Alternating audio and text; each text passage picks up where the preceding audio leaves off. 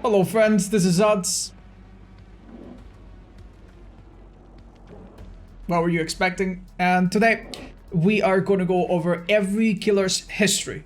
We're going to go back to when every killer was released and all the changes they've gone through ever since, how they've been buffed, nerfed, reworked, how the game has changed around them, and we'll also be evaluating at their peak how strong they were. Lots of people are interested in this information, which is kind of hard to gather if you just check the wiki and watch old videos. So this video should walk you through all of the killers so that you understand how they used to be if you're a bit new to the game. Now, I myself started playing the game when the peak came out, roughly. So everything after that, I should remember quite well. Before that, of course, I had to do a little bit of digging and a little bit of research. So hopefully everything up to that point will be still somewhat accurate. We're going to go over every killer. And as I said, we're going to be giving them an evaluation from 1 to 2 to 3 stars based exactly on how strong they were at their peak, whenever that might have been. And starting with Trapper, well, we can say confidently that at his strongest point, he was the strongest character in the game because he was the only one back then, right? So Trapper was the only character available for a little while, and then obviously one of the first 3. And at his, like, by very definition, I guess he would be the strongest, but it's not just because he was a single child that he was the strongest. There were some things back then on Trapper that were really, really problematic. And I guess we could divide Trapper on basically 3 phases. The very old, outdated Trapper, the improved Trapper that basically sped everything up, and the current Trapper, which has accumulated a bunch of changes. Let's go over all of them. So all the way back then, what the hell was the deal with the Trapper? Well, the Trapper was extremely slow in setting down his bear traps. The animation was different. It took like 5 seconds plus to set down a trap. His add-ons were completely different and for the most part, quite useless. Many of them focused on preventing sabotaging of your bear traps. Your bear traps with Saboteur or a toolbox could be sabotaged. If they were sabotaged, the bear traps would break and, you know, he would be basically missing a bear trap for the rest of the game. They would never, ever, ever come back. Although this is something that eventually they patched, and the bear traps could be basically they would respawn after 3 minutes. Although it was very annoying. So what made Trapper actually very strong? Well, for one, back then we had actual infinites in the game, places where the survivors could literally run you around and you would never ever catch them because of the way the windows and the way bloodlust didn't exist at the very start and so on. Trapper could actually deal with these loops by trapping them, and that would put a stop to them. But more important than that, Trapper could trap hooks. All the way back then, the unhooking animation could not happen from multiple angles. Instead, you always had to unhook the survivor from right in front of the hook. And the Trapper could very conveniently set a trap down right at the feet of the survivor, and that would make unhooking impossible. So if you were a very sleazy player and you were willing to do this, then the Trapper by all means was really, really strong and obviously quite messed up. At some point, many changes came that made the Trapper a little bit more bearable. Most of his add-ons were reworked in one big update. And with this rework, his animation to set up traps changed. It went from the very, very slow 5-second animation to a much, much quicker, about 3-second animation that could be sped up further with add-ons and so on, which is the current one that we have right now. This made Trapper way, way better. Now he can carry multiple traps. He can set them pretty fast. He cannot put them on hooks anymore, obviously. And he doesn't have the ability to just prevent on hooks.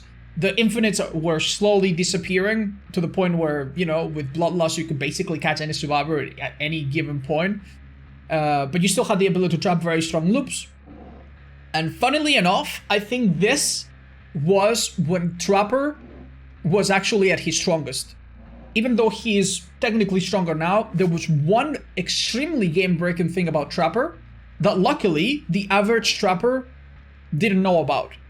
So for many months, trappers that were a bit smart and figured out a little secret understood that at any change in elevation, the trapper could position himself in such a way that would allow you to hide bear traps.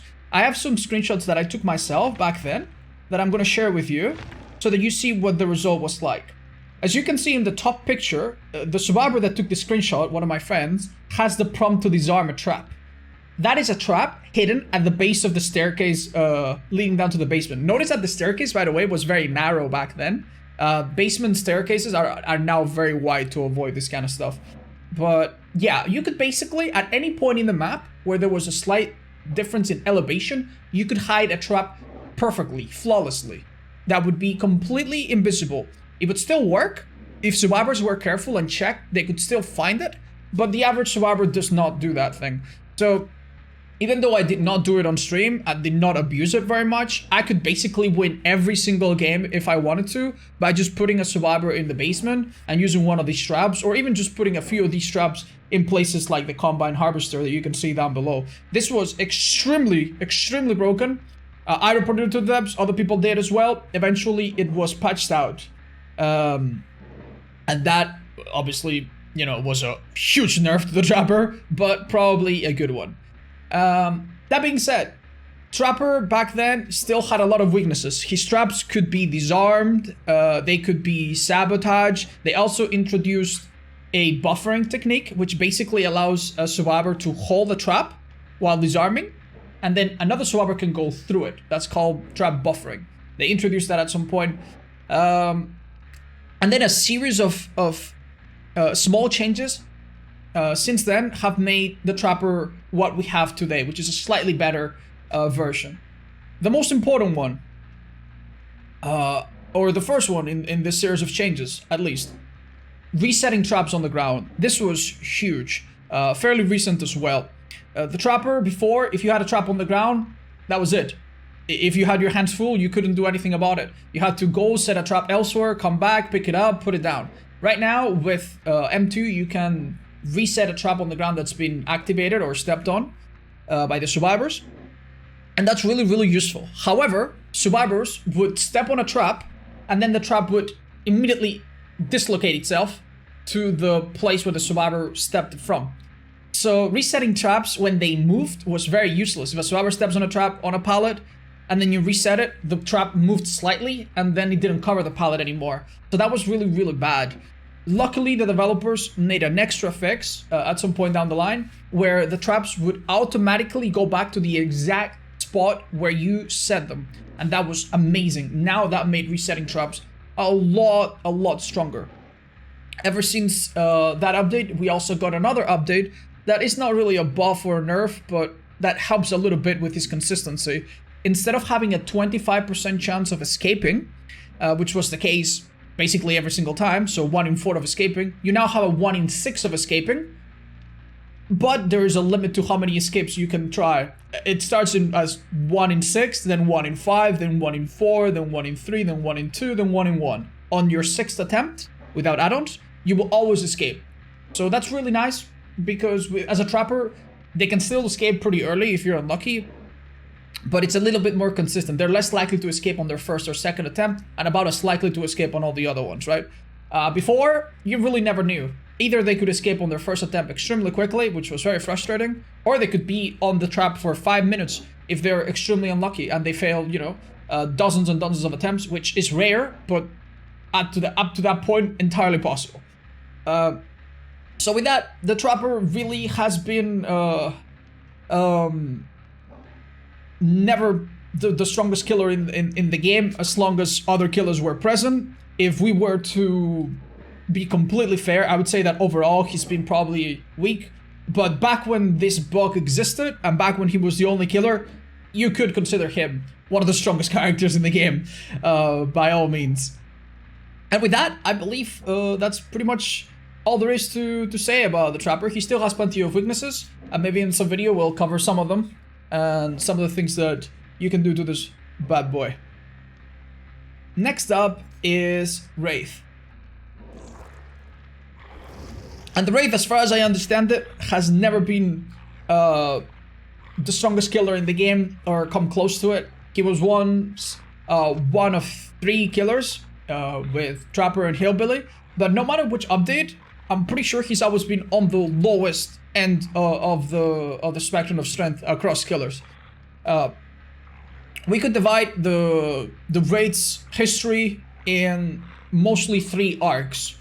The first one was the old Wraith with a bunch of weaknesses that we're about to cover. The second one was when Wraith got a significant change to his add-ons and a significant buff to how he works. And the third one starts right now in this update with All Kill, the 4.6 update, where he has a base speed of 150, which is really, really nice. So let's go back to original Wraith. Original Wraith was basically a worse version of the Wraith we have right now. He was very easy to light burn with a flashlight, extremely easy to light burn with a flashlight. His sound cues were audible across the entire map, pretty much, when he would uncloak and so on. And he was also very slow coming out of his cloaked animation. He didn't even have an animation for a very long time until they gave him one. He could not perform any actions such as opening lockers or kicking generators while he was cloaked. But all of these things eventually changed. He also had no movement speed when coming out of cloak, unless he had a certain add-on called the Windstorm family of add-ons. With those Windstorm add-ons, when he uncloaked, he had a big lunge, which we're all familiar with today. Well, that wasn't a thing unless you equipped this add-on. But many small changes came through early on. Suddenly, he could kick and perform actions while cloaked. And he would reveal himself slightly. He also had his light burn resistance upped up a little bit. He even had many add-ons to help him combat light burn, which is, really sad.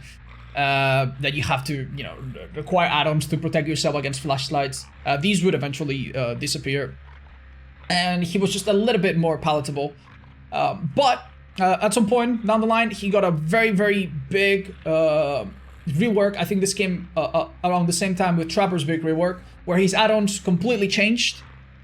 He had no longer any add-ons protecting him from Lightburn. Instead, his Lightburn resistance was just now bigger. The Windstorm ability that came with the add-ons was now a base kit feature. And instead, what the Windstorm add-ons did was just increase his movement speed, and that was a huge gift. These add-ons were really, really good, and he kind of needed them to be fast and be good. But now, if he didn't use them, he still had the speed boost when coming out of cloak to land hits at loops and do cool things that that you normally wouldn't be able to before. So that was really, really, really nice. Some of his other add-ons that were reworked were also made quite powerful. We got All Seeing to see people from up close, to see gens from afar if you use the Iridescent. He got the Silent Bell and the Bone Clapper that makes his sound cues non-directional, which is a huge, huge help. So Wraith was much better after the change. However, compared to the kits of other killers, he was still very much lacking. Let's not forget that during much of this, Survivor still had extremely strong maps, such as the original Ormond, the original Haddonfield, like all the maps that we have now, the original Rotten Fields, the original Cowshed, all the maps now that we think are kind of strong were way stronger back then, and this killer was very ill-equipped to deal with them. In the very most recent update, where we got the Trickster 4.6, Wraith has had an additional buff. You could call him the third phase of Wraith. That really, really, really helps. Instead of moving at 126 when you're cloaked, you now move at 150, which is very, very significant. Typically, you would need one of the strongest add-ons in the games to move that fast, the Windstorm ones. Now you move fast by default. This is combined with a small change that came some weeks back, where the Wraith is now invisible, fully invisible, when you're further than 20 meters away from him or so.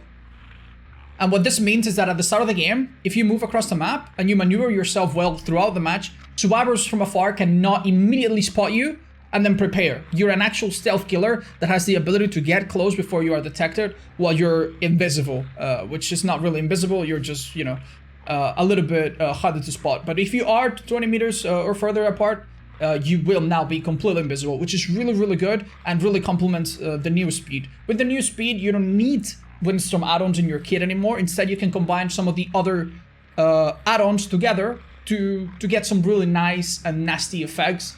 So now Wraith is a lot better without add-ons, and he can use his whole kit of add-ons in much more imaginative ways. He's a lot better, but he's still, compared to other killers, you know, one of the weaker ones. That about sums up what Wraith has gone through, I hope. Next up, we have the Hillbilly. And the Hillbilly, for a very, very long time, would be basically one of the strongest killers in the game. Along with Nerves and so on, he was for a very long time #2 killer in the game. And the fun part is, I'm very sorry, this music is so much louder than it should be for some reason. I'll go back. So, what's the deal with the Hillbilly? If you play the Hillbilly today, you honestly have a pretty good idea of what he was like before. The biggest change, of course, being add-ons. We had a very, very similar set of stats for Hillbilly back then when he was released and for a very long time. But the thing that set Billy apart in stark contrast from what we have today was mostly his add-ons. He had an incredibly strong set of add-ons that was very unbalanced by today's standards, because he didn't have any iridescent add-ons, any pink add-ons. He only had a couple purples and then a bunch of greens, a bunch of yellows, and so on. So what did the add-ons do for Hillbilly? We had many add-ons that reduced the charge time. We had a brown add-on called the Spark Plug, which reduced the charge time by a little bit. This was amazing. We had a yellow add-on, which was called the... I forgot. It was a yellow add-on that we now have on Cannibal. I think it's called the Primer Bulb. Yeah, the Primer Bulb that greatly reduced the charge time. And then you had a green add-on that also greatly reduced the charge time, but also did a bunch of other things. And you could combine these charge add-ons to make the chainsaw extremely fast charging. This was called the Insta-Saw ability. And even many people would arguably, you know, correctly say that this was very busted and very, very powerful. And I agree, it was very, very powerful, this combination. This carbureted tuning guide and some other add-ons also reduced his cooldown, which was very strong. Today, the Hillbilly doesn't really have anything to change his cooldown. When the Hillbilly ends a chainsaw sprint, either successfully because he chainsawed someone, or unsuccessfully because he just charged somewhere and stopped, he goes through a little cooldown. You had brown, yellow, and green add-ons that reduce his cooldown as well. And this was really useful. You could chainsaw to a place, recover immediately, and go for the M1 or go for the chainsaw. Don't forget that back then, Hillbilly had no such thing as a heat-up meter, an overheat system. He had none of that, so he could spam his chainsaw as much as he liked. And stacking cooldown add-ons was really, really, really good. It would mean that you can chainsaw and then immediately be ready for another chainsaw on another survivor across the map. It was really, really strong to use the green carburetor tuning guide and the green tombstones mix, which reduced the cooldown a lot and also reduced the charge time. Insane add-ons, really, really insane things. He also had add-ons to reduce the bumping time, which is not that useful, and add-ons to increase his steering, which, you know, they were fine, they were fun, but not super useful either. Overall, he was a monster, and we haven't even gotten to the engravings. The engravings made him use his chainsaw at a much higher speed. Much higher speed. There were two of them that we still have on the game today.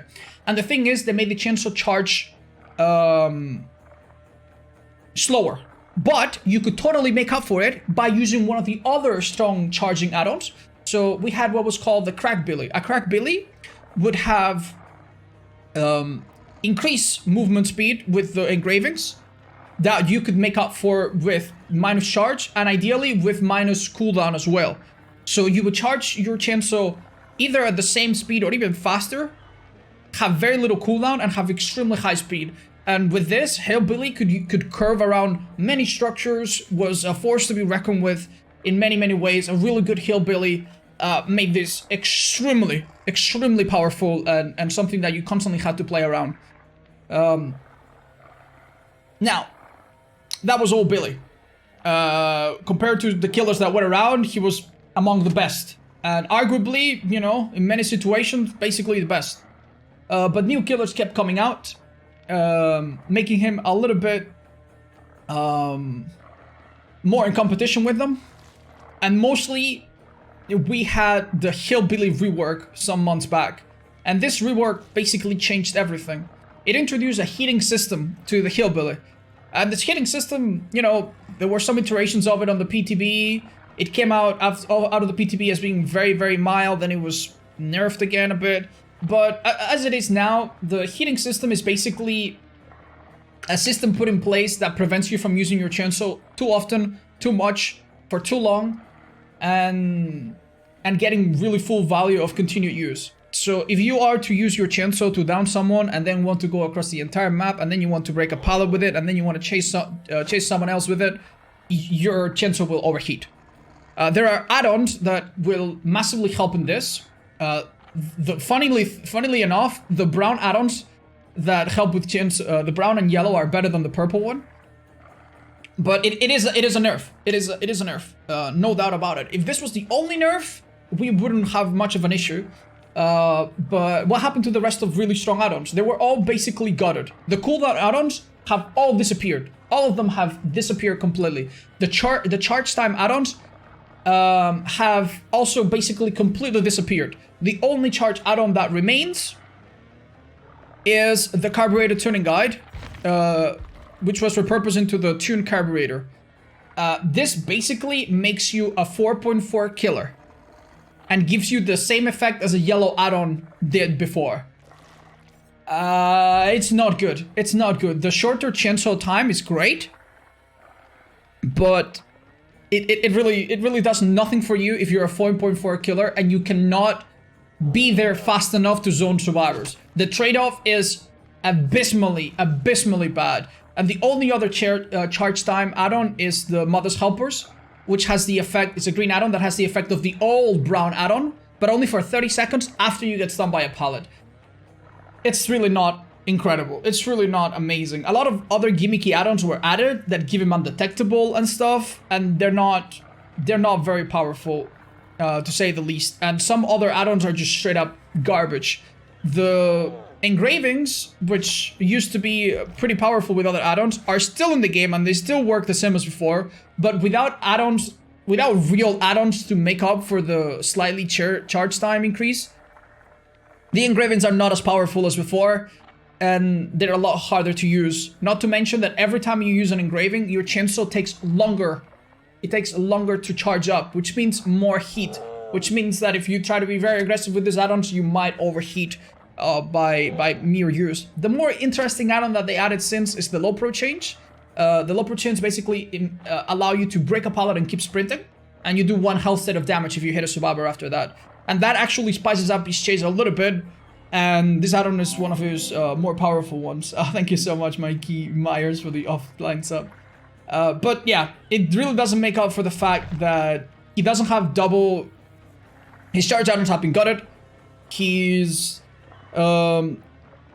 engraving add-ons are harder to use because they're overheat and cannot really be combined with anything else properly. His overheating add-ons by themselves don't really help you that much. They don't really help, and many of the other add-ons are just straight up garbage.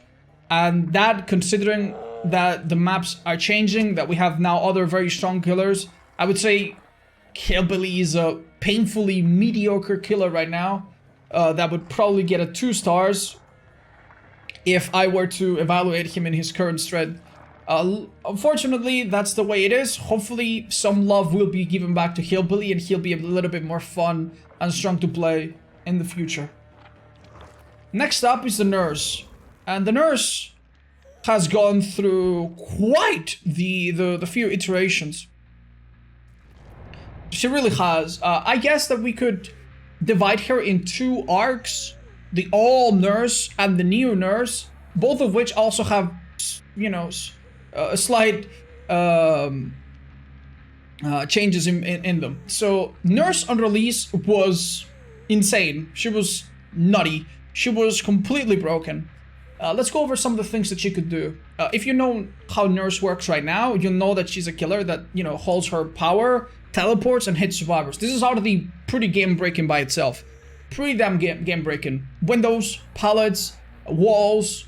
As long as you blink correctly on top of the survivor and hit them, none of these things even matter. So she breaks the natural gameplay of Dead by Daylight and throws many of the elements that typically condition every other killer and survivor interaction. She throws all of them out of the window, and she's her own little creature, right? And a creature that was really, really stupidly powerful on release. On release, the Nurse did not move at 92-ish%, or 90. I think it's 96% speed, which is slower than survivors. She actually moved faster than survivors. So she moved north of 100% movement speed. Okay, that's not too bad. She had 3 blinks. 3 blinks by default, which you, by the way, could turn into 6 blinks with add-ons.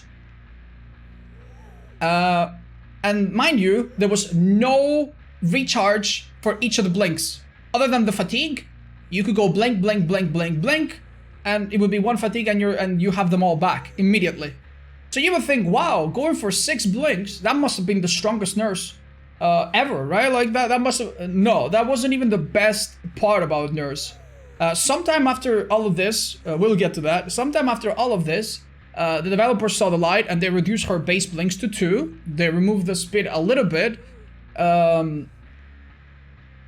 And I believe that she also could now be flashlight burn, you know, which is a very rare mechanic, rarely comes into play, where you can aim at her and she won't be able to use her power and stuff, right?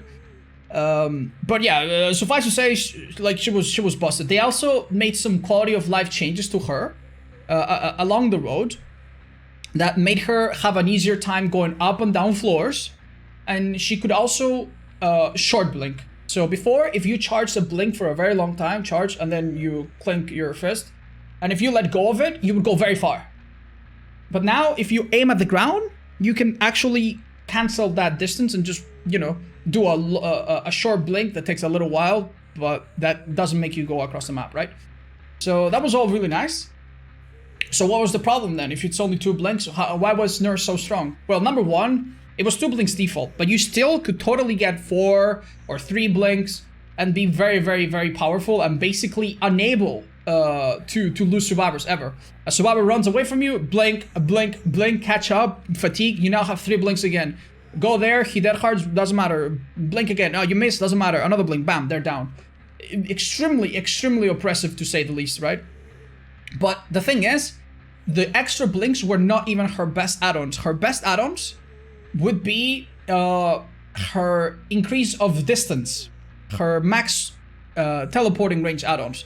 When you put these together, you would have what people commonly refer to as the Omega Blink Nurse. So, due to a somewhat poor coding idea, the developers made it so that if you have add-ons that increase your maximum teleporting distance, they did not increase the time it made you, it took you to get there.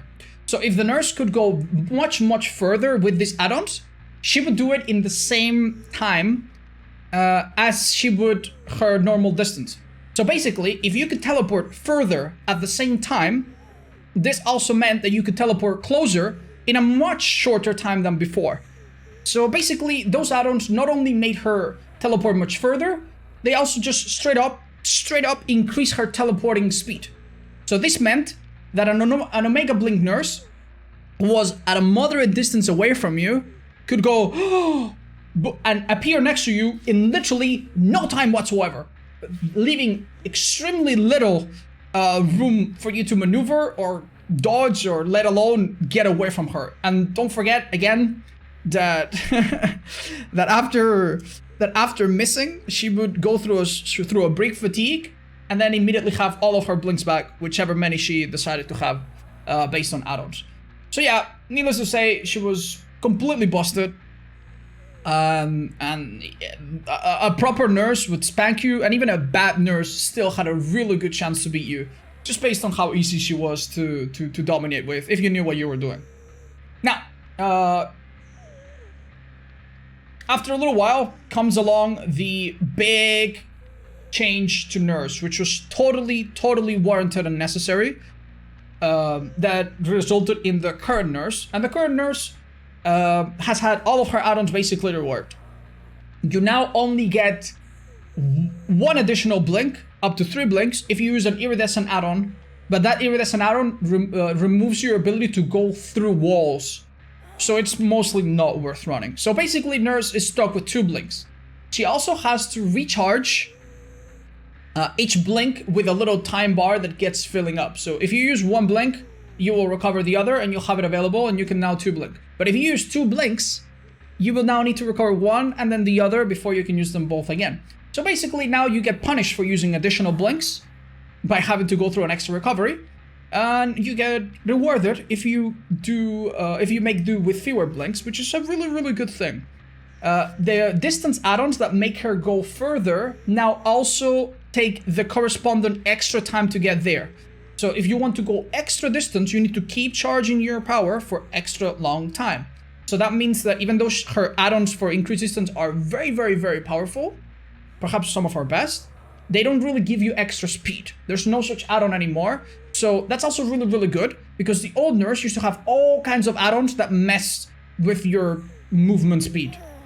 So now all of the teleporting of the Nurse is consistent across the board, and that really helps newer nurses because your muscle memory will get used to it and there won't be any significant changes. She also has 2 meme add-ons right now that make her worse, if you're into that, and also a bunch of add-ons that make her move faster and be more like a 150 movement speed killer, which is kind of fun and gimmicky, but obviously not strong and not what's best for Nurse.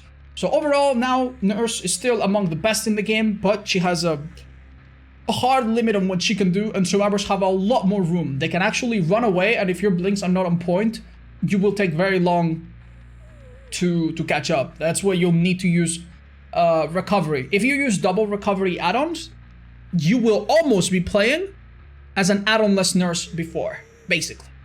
Almost. So that's all really good stuff. And I think it's probably been a very good change for Nurse overall. But despite that, still among the strongest killers in the game. For a very long time, undisputed, not even close, strongest killer in the game. Until some certain other lady came around. And that's it for the Nurse.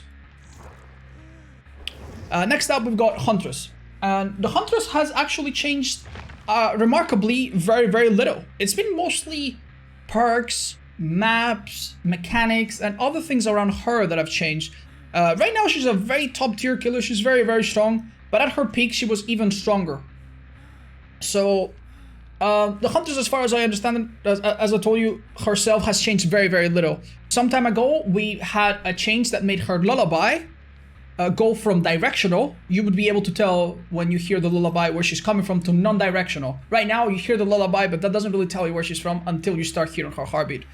That was one of the recent changes. There was also recent changes to how, like some time ago, there was a change to how hitboxes used to work. Survivors, no matter their action, always had a large hitbox standing above them. So a survivor that was self-carrying behind a rock, you could shoot over them and hit them. A survivor that was repairing a generator, you could shoot over them and hit them. A survivor that was doing a totem behind some kind of box or structure, same thing. So as you can imagine, the Huntress was a lot more inclined to go for long distance shots and cheeky shots like this. She can no longer do this. So that was a slight nerf to her. But the biggest nerf came with an add-on change that happened a little while ago, as well as some perk changes. So there used to be a perk called Tinkerer from Hillbilly that did something completely different to what it does now. This perk allowed your add-ons that increase your charging speed for your power to be even stronger. And as it turns out, this girl had add-ons that did a lot in this regard. She had a set of add-ons, right? That were the flower babushka and the Mana Grasp Braid. And if I remember correctly, the Flower Babushka increased your winding speed by 20. And this one did it by 30%. And if you added Tinkerer into the mix, it made this even stronger. So at one point, Huntress with Tinkerer and these two add-ons was a machine gun tosser. She would go flap, flap, flap, flap, flap, flap, flap, and throw hatchets so damn quickly that it really was disgusting. Really, really overpowered. Even without Tinkerer, it was still really, really ridiculous. Eventually, Tinkerer did something else entirely and wouldn't be used for a very long time for the average killer. And these add-ons were nerfed. The Flower Babushka went from 20 to 12. From 0.20 seconds to 0.12. And this one went from... Basically, before, if you put them together, you would have 30 minus 0.3. Minus 0.3. And now if you put them together, you get minus 0.2. Because this is 0.8 and this is 0.12. Oh, this is 0.08, 0.08, and this is 0.12, basically. So... If you put them together now, they are as strong as if you had one of them before, which was honestly a good change. They are still very strong add-ons, and that was a good thing. Less notably, they also changed the Begrime Head some time back. The Begrime Head used to make your repair generator slower as well when you were hit by it for like 2 minutes. But, you know, it was only 5% slower, and now the Mangle doesn't last forever, doesn't last for, what was it, 90 seconds or something. The Mangle now lasts forever. There's been some small changes as well here and there, but nothing quite as notable as what I just explained. On top of this, anything else remarkable? Oh yeah, by the way, the Venomous Concoction and the Virus Toxin were designed all the way back when Spring Burst and other exhaustion perks could be recovered while you were running. So that's, if you ever wonder why these add-ons are so strong today, it's because back then Survivors is recovered during chase. They don't anymore. And these add-ons are still in the game. And now exhausting someone for 30 seconds might as well be for that entire chase. And 90 seconds might as well be entirely forever. Because it's basically impossible for Survivors to, you know, shrug off exhaustion if it goes down 90 seconds and doesn't happen during chase while they're running. So in this regard, this is a very outdated set of add-ons that we're probably going to see disappear at some point in the future. So yeah, that's been Huntress. Very minor changes. Mostly it's been the game around her that has changed. Maps are now sometimes bigger. They have more windows. Survivors evolve faster than before. Stuff like that. Changes to hitboxes. Dedicated servers, making her a little bit trickier to play sometimes. Changes around her, but overall she's been basically top tier since she came out. Up until today, pretty much. Although she does have more competition right now compared to before. Historically, you could have said for a very long time that the 3 strongest killers in the game were Nurse, Hillbilly, and Huntress in first place. This was agreed upon and I think fairly accurate for a very long time. And now we go on to Michael. It's hard to say how strong he's been. I would say that if I had to estimate, I would give him a pretty average scoring throughout the game. He's also received very, very, very little changes to his base kit. Alright? It's been mostly the game around him changing and the things around him changing. So, Michael, before Undetectable was a status effect, was a little bit different. They made some minor buffs after his release where they made him a little bit faster in tier 1 and so on. At release, Michael could stalk multiple people to really feed up his power really quickly. They gutted that, they took care of that. They made him a bit faster to compensate, I'd imagine. And then we had the Michael that we've had since, pretty much. In tier 1, he had a 6-meter terror radius. And in fact, if you go on this, you'll notice that it still says 6 meters right here in this screen. I'm covering with my webcam, but you can check yourself. It says 6 meters. That's wrong. You don't have a 6-meter terror radius anymore because now we have a status effect called Undetectable that makes you 0 terror radius. Before that, Michael had his own version of Undetectable where he had a 6-meter terror radius. If you had Monitor and Abuse, this turned to 0. And also, in tier 1, Michael was able to completely bypass Premonition and Spine Chill. So you could have Spine Chill and not see it turn on, and a Michael could come and grab you out of a gen.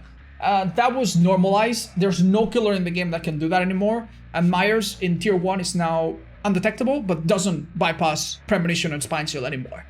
And that's pretty much it as far as changes have come. With dedicated servers, he now works a little bit different. There's a very upsetting bug that makes your stalking not reflect itself pretty well. The thing that makes Myers weak and strong is basically the same. He's a normal killer that has to go and stab people, and he doesn't have any oppressive powers that can slow down generators passively or catch up or slow down survivors at all. He's always had to go and do the thing himself. But he does have a very uneven set of add-ons that are either completely worthless or that are very, very broken and very, very strong. Let's go over the worthless ones. He's got add-ons to increase the speed at which he moves when he stalks. Completely worthless. He's got add-ons that increase various aspects of his tier 1. Basically worthless. He's got 2 mirror add-ons that lock him in tier 1 and tier 2. The tier 2 is basically useless. The tier 1 can actually be used to some effect, especially with map offerings, but it's not very good otherwise. He's got the add-ons that are the simplest, the ones that help him stalk faster. These are always good, basically. And then add-ons that increases tier 3. They're a bit hard to explain, and I think the description is now a bit better. See, it now says increases the amount of fuel required to reach even within 3 for the first time. It's always been like this, but this was not in the description for a very long time. They were very misleading. His best add-on is probably the Tombstone Piece. With this add-on, you take a little bit longer to get to tier 3, but once you do, you can straight up murder a survivor. The reason why Myers is not a straight up low tier killer is because he's got add-ons like this that just let him do very unfair things. I think this will probably be revisited and removed at some point, I imagine. But yeah, it's really it's really weird stuff how Myers can have this and infinite tier 3 and stuff. But yeah, that's been basically it. I think Myers personally is one of the killers that's in most dire need for a rework, add-on and gameplay wise. But maybe you disagree and you think he's perfect. And next up is the Hag. The Hag basically has had two phases, 2 arcs. On release, the Hag was basically terrible, quite bad. Some redeeming qualities, but quite bad. Right now, she is one of the strongest characters in the game, no doubt. Let me tell you how she worked on release. On release, her traps would trigger if anyone came close, even if they crouched. Which sounds really, really good. They patched that out very, very quickly. Now survivors who could crouch could avoid traps. The thing that you need to understand of Hag back then is that she was very, very slow at doing everything. She had a 28-meter terror radius, which was unique. She moved at 110, so very slow, like before. Setting a trap on the ground took forever. It was a bit like Old Trapper. It took many, many, many seconds. She could not teleport to a trap from 40 meters default, which is the current one. She could only do it from 32 meters. So you had to be very close to the trap that you took forever to put down. And once you teleported, and this was the big, big deal, you didn't have any momentum. You were at a complete standstill. You couldn't immediately swing. So picture this Hag slowly getting around the map, slowly setting down a trap, having to be very close when the trap gets triggered. As survivor triggers it, you teleport, and you basically have a couple seconds when you cannot really hit them. It was terrible. It was really, really terrible. It took a lot of creativity and a lot of cunning for you to use the traps properly.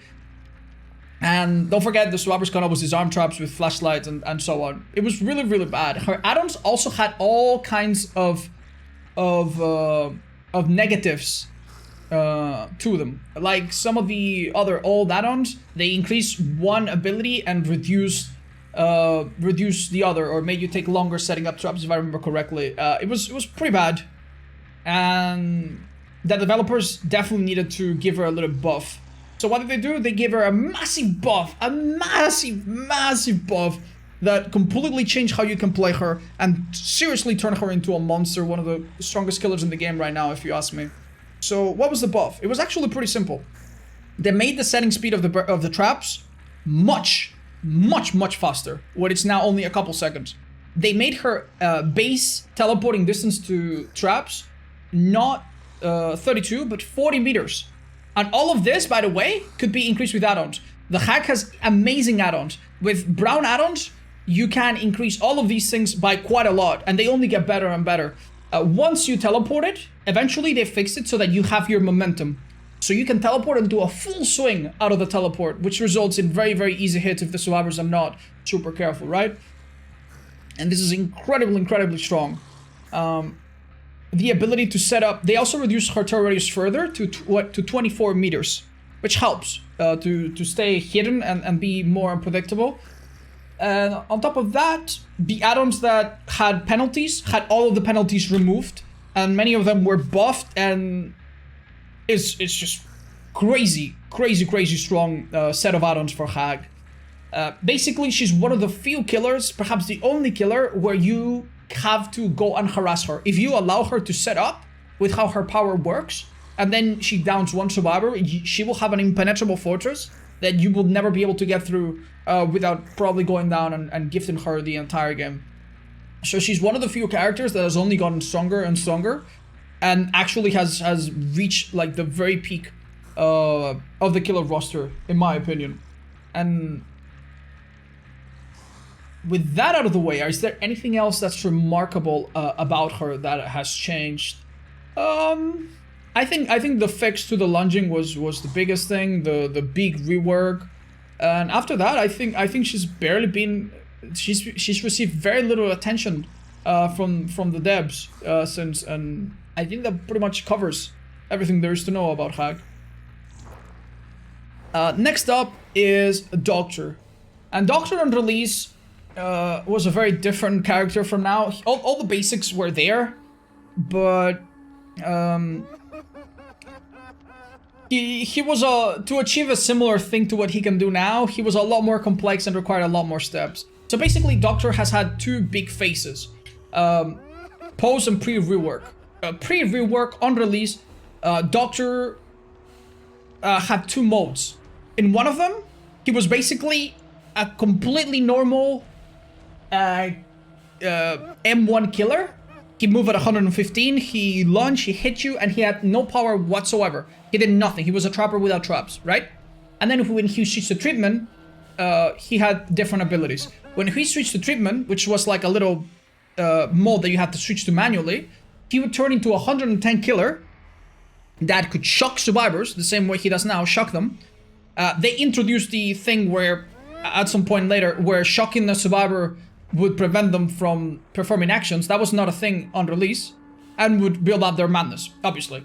And while you were in treatment mode, your terror radius, however big or small it was, your terror radius became a static, became like a passive builder of madness, right? At the very first stage of madness, survivors scream very early, and then they scream more. So basically, people would go in treatment mode and go on small maps and try to get everybody mad just by being close. And yeah, it was quite annoying. Another thing worth mentioning is that when you were at madness level 3, and you had to snap out, if you reset, that progress would be back to 0. And also, it counted as a healing action. So if you had claustrophobia, it would take twice as long. If the killer had Nurse's Calling, he could see... Nurse's Calling used to be so good on Doctor for this reason. You could see people snapping out of madness. They changed that at some point, and that was the end of that. And the thing is, there were some good things about this. The good thing is that the Doctor was really good at detecting people. At the start of the game, you go to the middle of the map, you go into madness, into treatment mode, and then people would randomly scream in like 2 seconds.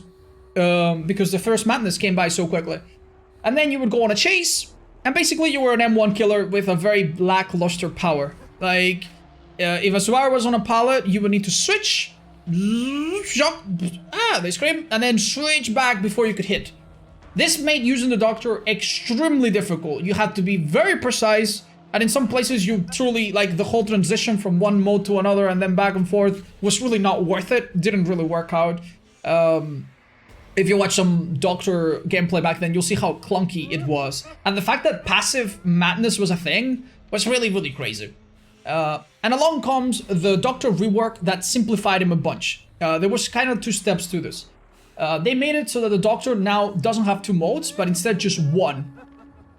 And he's, instead of switching modes, now you're just a killer that always moves at 115. And you can use your special power to shock survivors, and that works basically the same as before. And your passive ability to do a blast that covers your terror radius, that instead of like passively building up madness, it does it in one big swoop.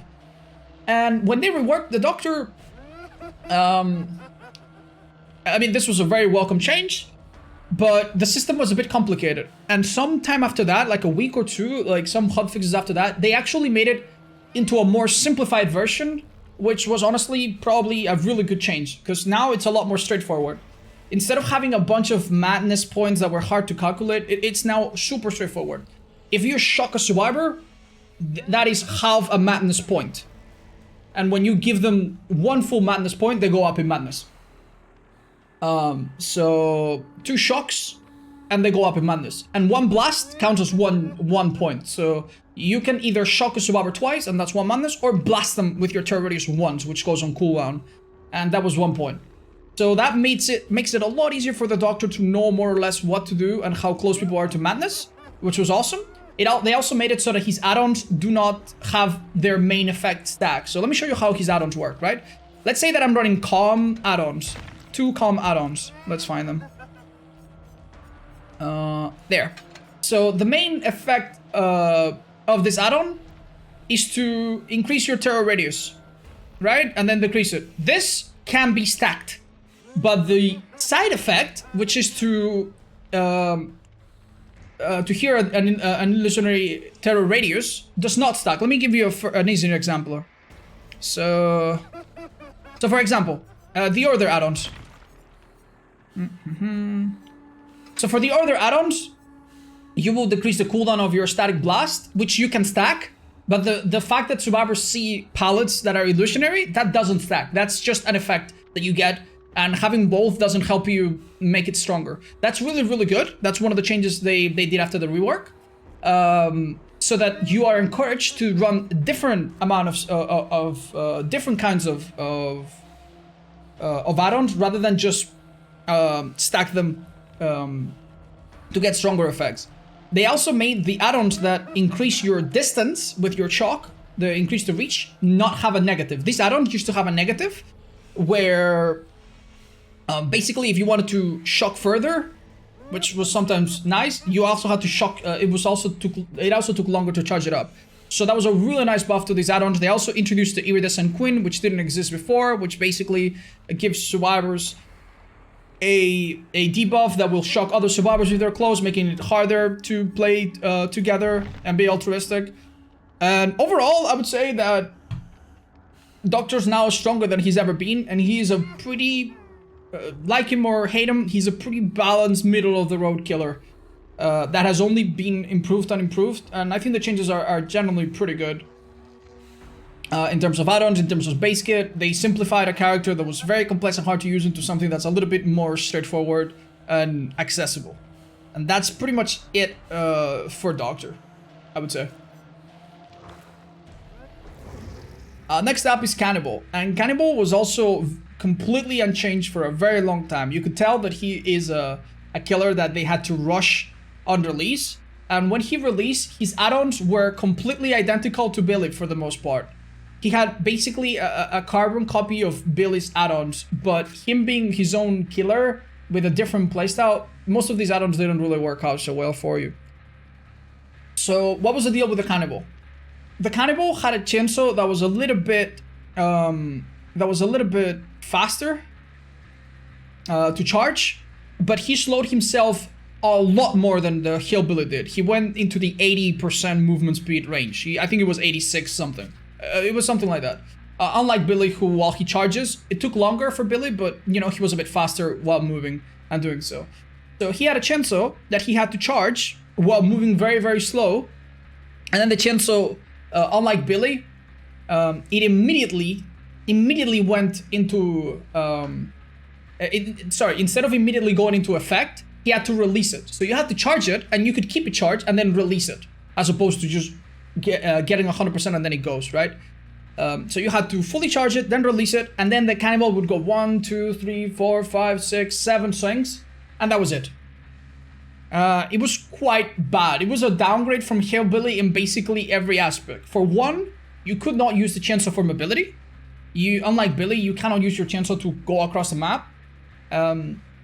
So as you can imagine, this was pretty bad. Eventually, you could use it to break pallets and so on, and down survivors. But like you immediately were lacking the mobility from Hillbilly. And back then, Cannibal had very little going for him. The slowdown from 115 to 86 or so % was so significant that using your chainsaw from afar was completely pointless. For you to use your chainsaw, the best way to do it was basically to come immediately until your nose was rubbing against the survivor's head, go immediately get on top of the survivor, and then begin to use your chainsaw. And you will get slowed down, and by the time your chainsaw was going, you would be like almost touching the survivor. And with the hitbox being extended in front of you a little bit, you would hit them a little bit after starting your chainsaw. And ideally, the survivor didn't make it to a window. If the survivor made it to a window or pallet, well, too bad. Don't forget that all the way back then, survivors had pallet vacuum. And this meant that if they made it in front of a pallet, they could press space and they would boop, teleport to the other end of the pallet. So until vacuum was removed, it was even harder for you to catch survivors. And obviously they also had windows, which are obviously very, very strong against this killer. So what was the best way to play Cannibal? Who, by the way, was considered for a long time to be basically the worst killer, or one of the worst killers back then, a 1-star killer for sure. What was the best way to play Cannibal? Number one, you needed to use the add-ons that increase his charge speed. If you increase the charge speed, you would use your chainsaw faster, you would be slowed down for shorter, and you had much better chance to catch a survivor before they made it to a pallet or a window, right? So you would use the carburetor turning guide and the primer bulb, or a combination like that, and just get close to the survivors, use your chainsaw. There was also a really fun combination of using play with your food on this character, and eventually, when it came out, Nemesis. These perks were really fun. Basically, with both of them or one of them, you could get chainsaw. You could set up chainsaws much easier. The survivors would constantly loop you, thinking that you're very slow, and with play with your food, you could actually catch up and use your chainsaw and down them very fast, especially with the add-ons. Things that sucked about this killer: if you bump into something, you went into a tantrum. We know that, and there was no way for you to end your chainsaw earlier. So, as I told you, the best way for you to use this killer was to get very close to a survivor and then immediately get them with the first or second swing. So the other 5 or 6 swings that you were gonna do, you just had to wait. So the gameplay for this killer for a very long time was get to a survivor, ideally, charge your chainsaw, and then swing at them, and then you stand in place. And then cool down. And then back, and then pick up. It was really, really stupid. And it really wasn't all that great. Honestly, I think the killer had some potential. If you use play with your food and some of the other tricks to elevate his gameplay a bit, you could eventually catch some survivors off guard, and it felt really good to play him. But he was definitely not fantastic. And his weaknesses were very, very glaring. Now, not so long ago, the Cannibal, along with Hillbilly, got reworked. And where Hillbilly got slaughtered and butchered, this man actually got the long end of the stick. He became so much better. So much better as a result of his changes. Now, the only negative that came from that rework is that he no longer had the charge speed add-ons. His add-ons to make his chainsaw faster are all gone, all of them.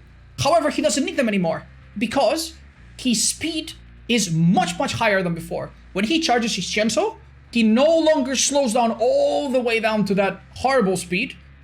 And when he begins his chainsaw, he's no longer at that horrible speed. He actually is much faster and picks up the speed much quicker and goes to like a very scary speed very, very quickly. On top of that, the chainsaw now works with charges. And you can do a chainsaw that was much longer than before if you use all of them, or you can do one that's much quicker than before. So you can charge your chainsaw and then use one charge and go swing, and you're over. You done a survivor, perfect. You end it and you pick them up.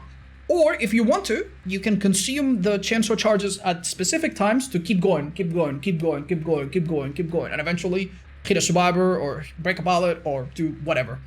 Right? So that feels incredible for gameplay. The fact that he gets so fast and that he loses so little speed means that you can use your chainsaw from a bit of a distance, which is awesome. You don't need to be smelling the shampoo of the survivor that you're trying to chase to start using your chainsaw. You can actually do it ahead of time. What does this look like? Well, it's incredible. If you catch a Meg and you're very close to her and she sprint bursts away, you will actually catch her at the end of her sprint burst, which is completely unheard of up until this point for Cannibal. Cannibal, if you had someone with sprint burst, you would never be able to chainsaw them for an extremely long amount of time. Now you actually will catch up to them because you're so fast yourself. You can hit a survivor off the hook with borrowed time and hit them again before they make it to a pallet or window sometimes by hitting them twice. You can obviously, you have always been able to hit multiple survivors. You can now do it a lot more efficiently. You do not need play with your food anymore because you're so much faster. The other add-ons that have been introduced are actually really, really good. So the chilies used to be a really bad set of add-ons. They increase your acceleration, but they were basically bugged and they did nothing. Now the chilies are incredible. They make your chainsaw go on for much, much longer, which makes it even harder for you to mess up and makes it even more difficult for survivors to keep juking you until you run out of your chainsaw. So basically, in most situations, as long as you're close enough, if there's not a window involved that survivors can play well around, survivors will either go down or have to give you a pallet, and that's incredibly powerful.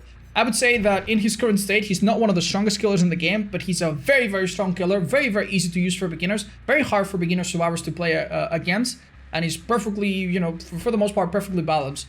He also has a bunch of other really strong add-ons, such as the light chassis that gives him information. The iridescents are fun and pretty strong. He's got some interesting add-ons. These are the primer bulbs and the spark plug that the Hillbilly used to have that are pretty decent for what they do and their rarity.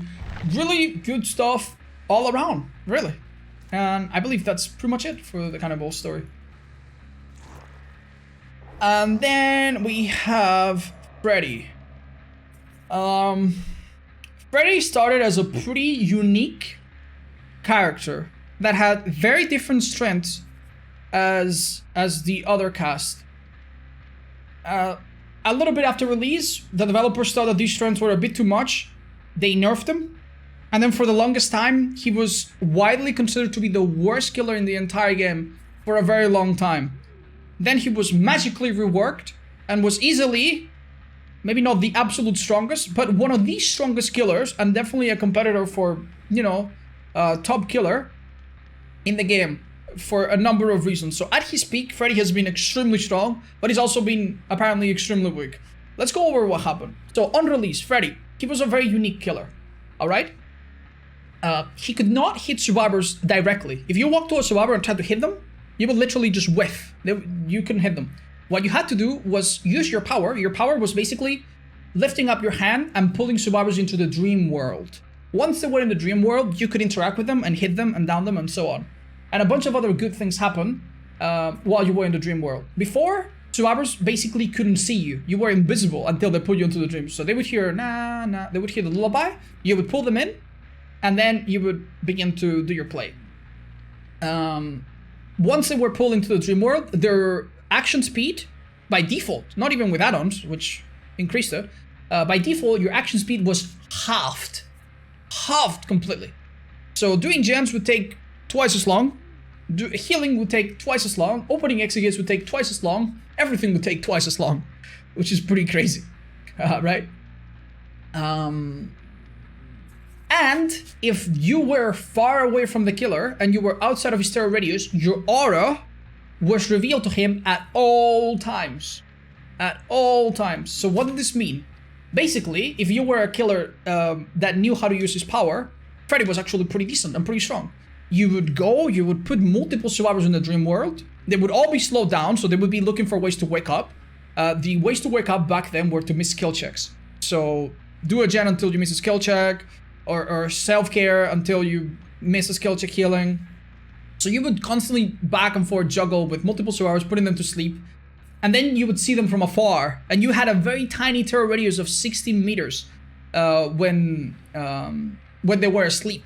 So basically, you could see them from afar, keep juggling them, approach one, hit them, go for someone else, put them back to sleep, go back to that person, now hit them, now they're down. You pick them up, they have to miss skill checks, so they keep losing progress.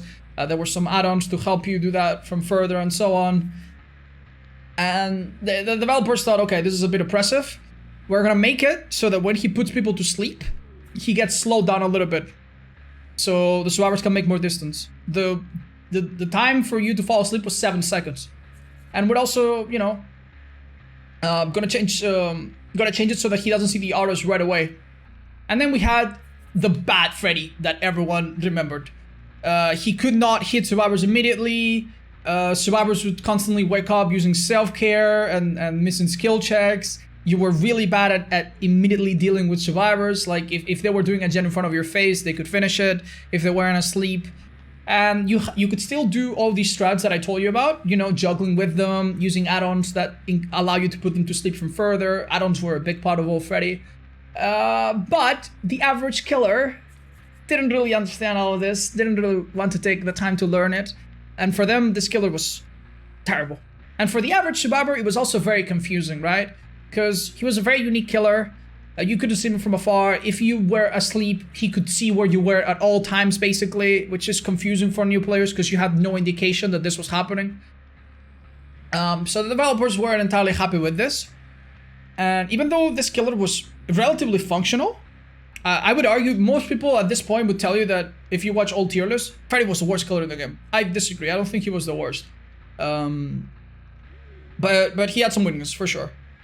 But the developers, you know, they were like, okay, we're just gonna rework him.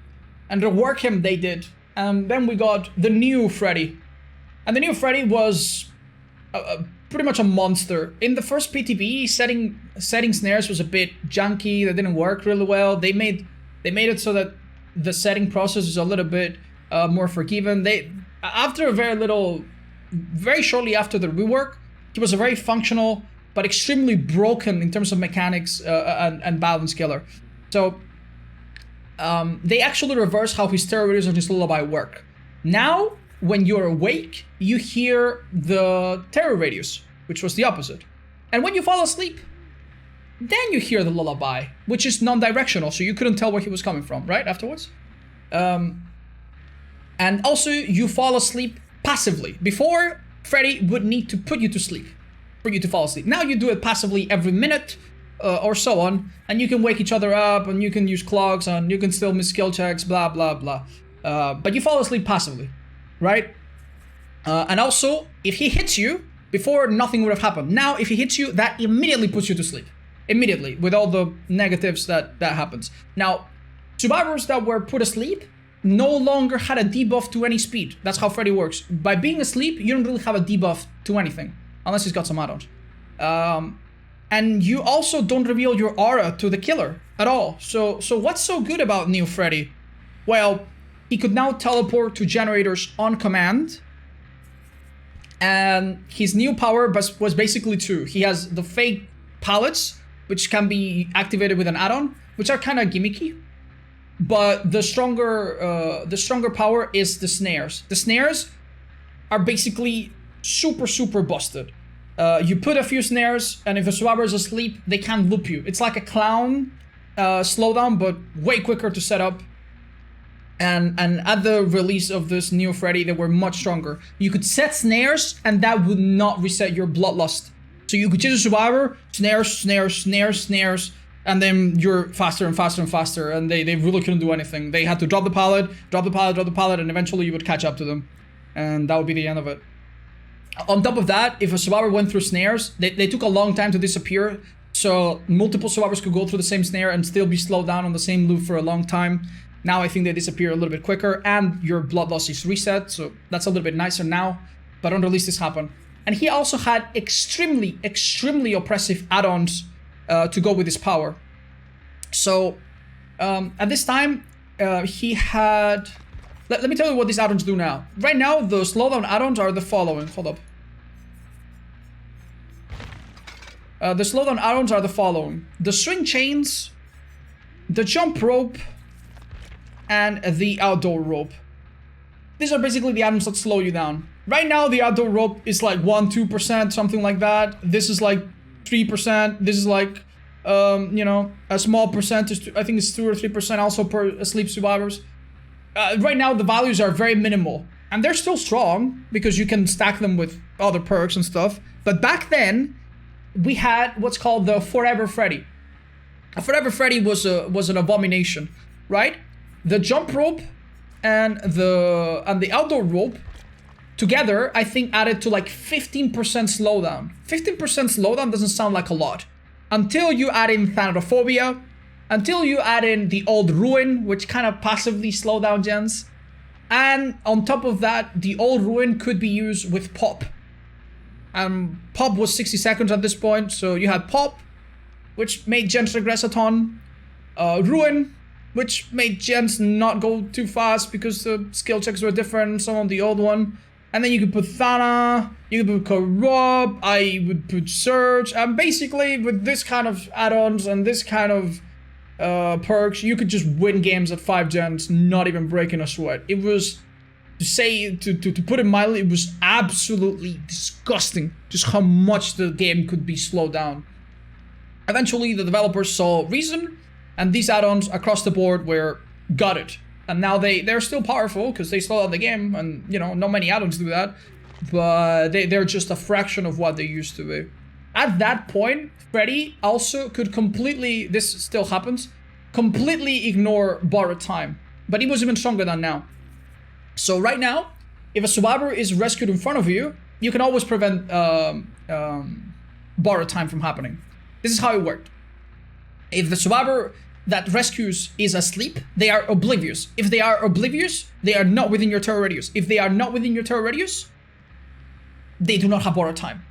So basically, hit the survivor off the hook, and bam, that's it. They're gone. They're on the ground, no BT. If the survivor that's going for the rescue is not asleep, well, just hit him, and then immediately he is asleep. So the same thing happens.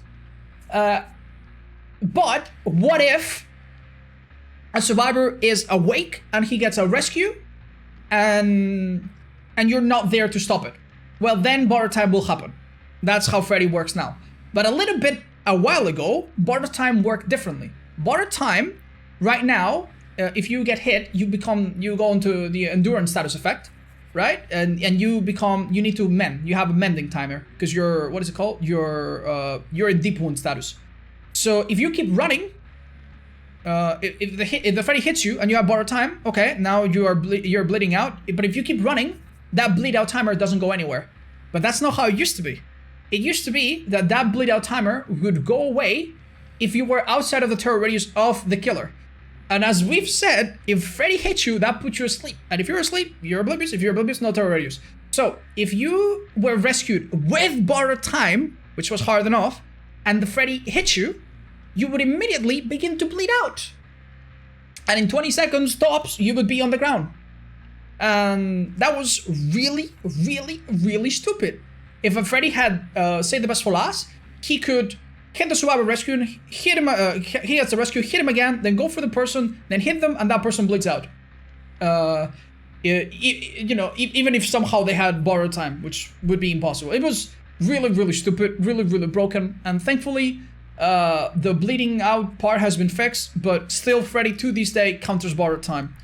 So if we take him at his strongest, at that point, he was definitely a super top tier killer, and today still is really, really top tier in terms of like being super easy to play and very annoying to play against. And that's it for Freddy, basically. Next up is the pig. And I would say that the pig has a borderline 1 to 2 star rating. It's hard for me to say. If I'm a bit fair, I would say that she's always been on the weaker side. So let's go. She hasn't changed all that much, but let's go over the things that have changed with her over the years. She was the first killer that I saw come out when I started playing this game, and I played her, and everything from this point on I can tell you with my own experience rather than explanations from before, right? So the pig on release had a 28 meter terror radius, which was kind of nice. And eventually they normalized this to 32, which is a shame because it was pretty unique. Her power worked the same as it did now, although there was a big problem. So you used to depend on this add-on called the combat straps a lot, right? With the combat straps, you would be able to crouch down and crouch up in 1 second, which still is the case today. Without the combat straps, crouching down and crouching up took 2 full seconds. So this brown add-on halved your time in both of these interactions, which was really strong. So basically, anytime you want to play Pig and wanted to use your ambush and chase a little bit, the combat strap was an absolute must. And that was a shame. That was really bad for her. Eventually they made it so that if you have the combat straps, it's still 1 second, but if you don't have them, now the crouch down is 1.3 seconds. So this add-on is now good, but not an absolute must-have, and that is great. The other biggest change that happened with Pig was the way her bear traps work. Now, the way they work now is fairly identical as before. When you put a bear trap on a survivor and a generator gets done, that survivor needs to remove that bear trap. They need to remove it because the timer is going down 2.5 minutes. And if they try to go through the exit gate, they die, right? And they can go through the hatch, but you know, let's be honest, most of the time survivors can't all go through the hatch if they have this on. So they would die. The problem was what happened at the end of the game. At the end of the game, if the exit gates were all available because all the gens were done, if we were at 0 gens left, the Pig, if she had any trap left and she put it on a survivor, this trap would immediately be active. And as you can imagine, that's actually really strong. Imagine this situation where you have 2 survivors left at the end of the game, right?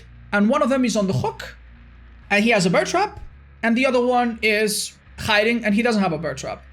Well, the survivor that was hiding goes and rescues, and you have make your choice, and you go back and you hit him and you down him in 1 hit. By the way, the Pig, when she used her ability, the ambush, that would count as a basic attack. So she could use make your choice with her ambush. Not anymore. That's a special attack now.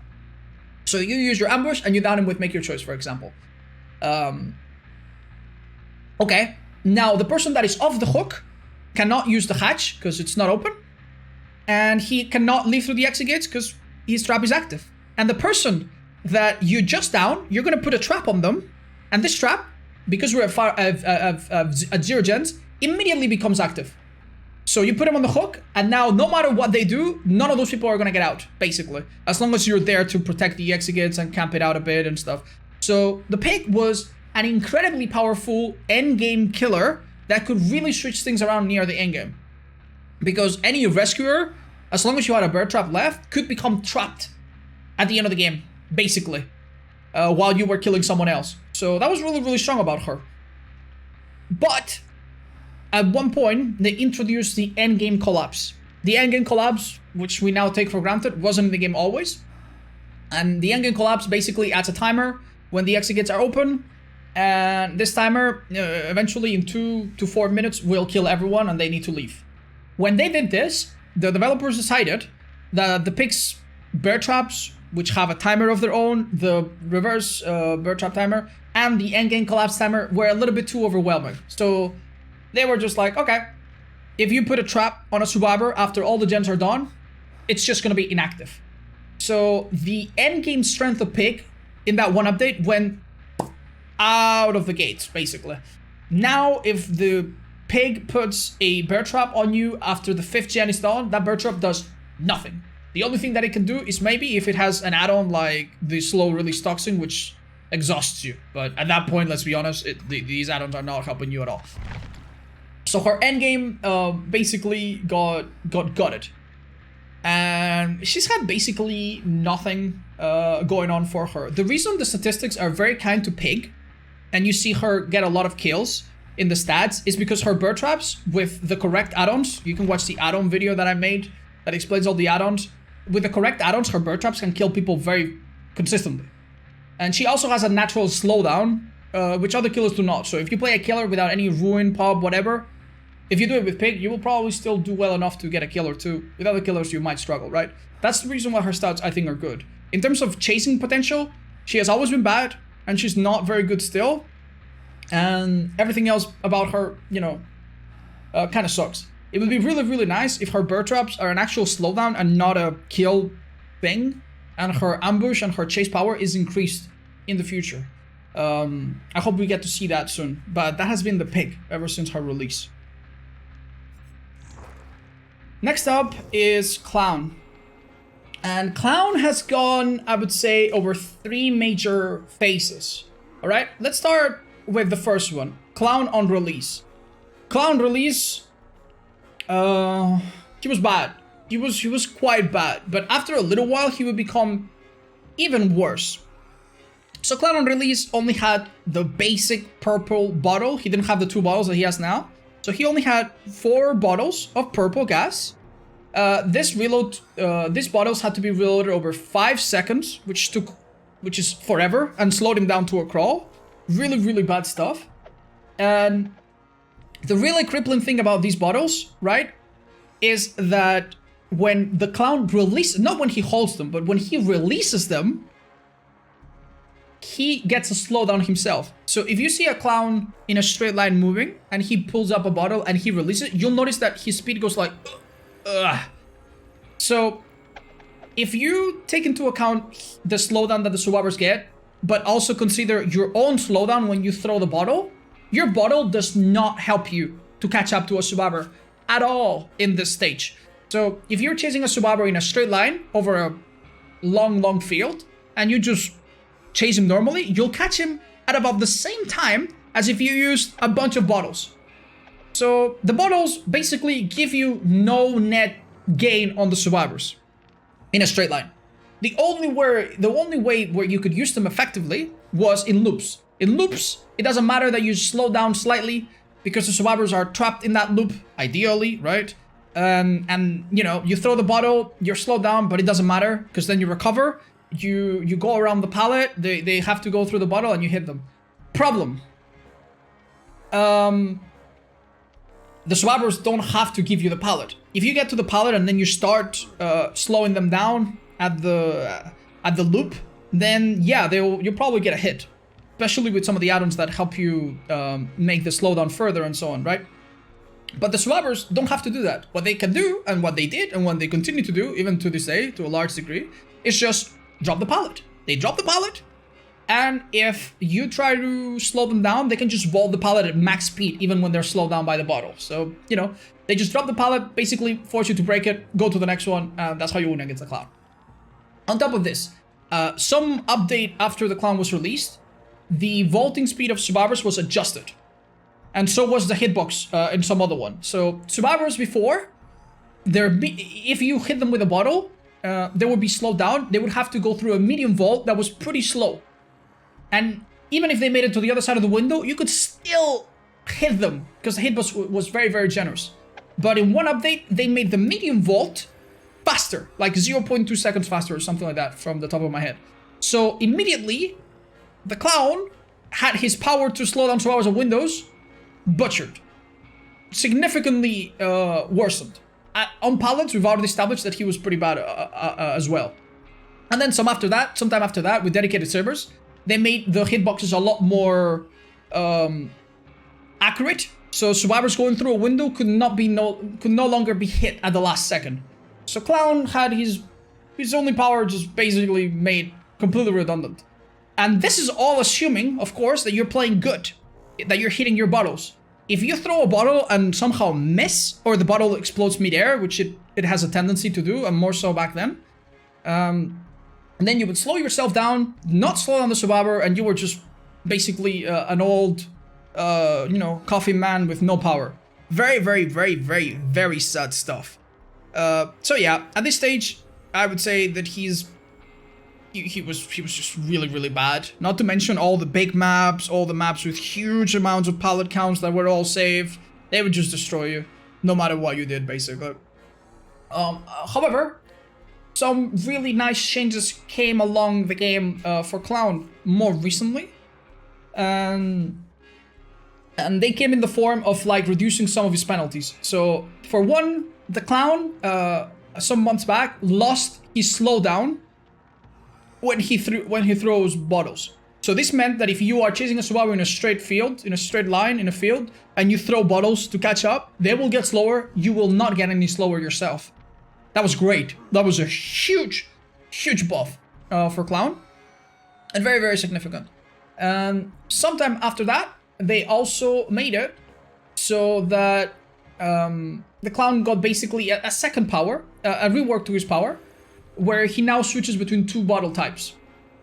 In this update, they also made his base reload go from 5 seconds, which was crippling and unfair and really, really shitty, to only 3 seconds, which is really, really nice. I think it's 3.5 seconds, actually. Forgive me. I think it's... I'm not sure if it's 3 or 3.5. But whichever it is, I think it's 3. It's definitely a lot better. Way, way better than it used to be. So it feels really, really good to reload now. It doesn't take as long. You do not have a slowdown when you throw bottles. And you have a second power, which is the Afterpiece Antidote, which speeds you up. So basically... Clown before had nothing. He relied on some strong add-ons to try to catch up. Now the clown has a lot of things going for him. His weaknesses are similar, but his strengths are all over the place. You can use the yellow bottles to speed yourself up, to go across the map, to speed yourself up on a loop in conjunction with purple bottles.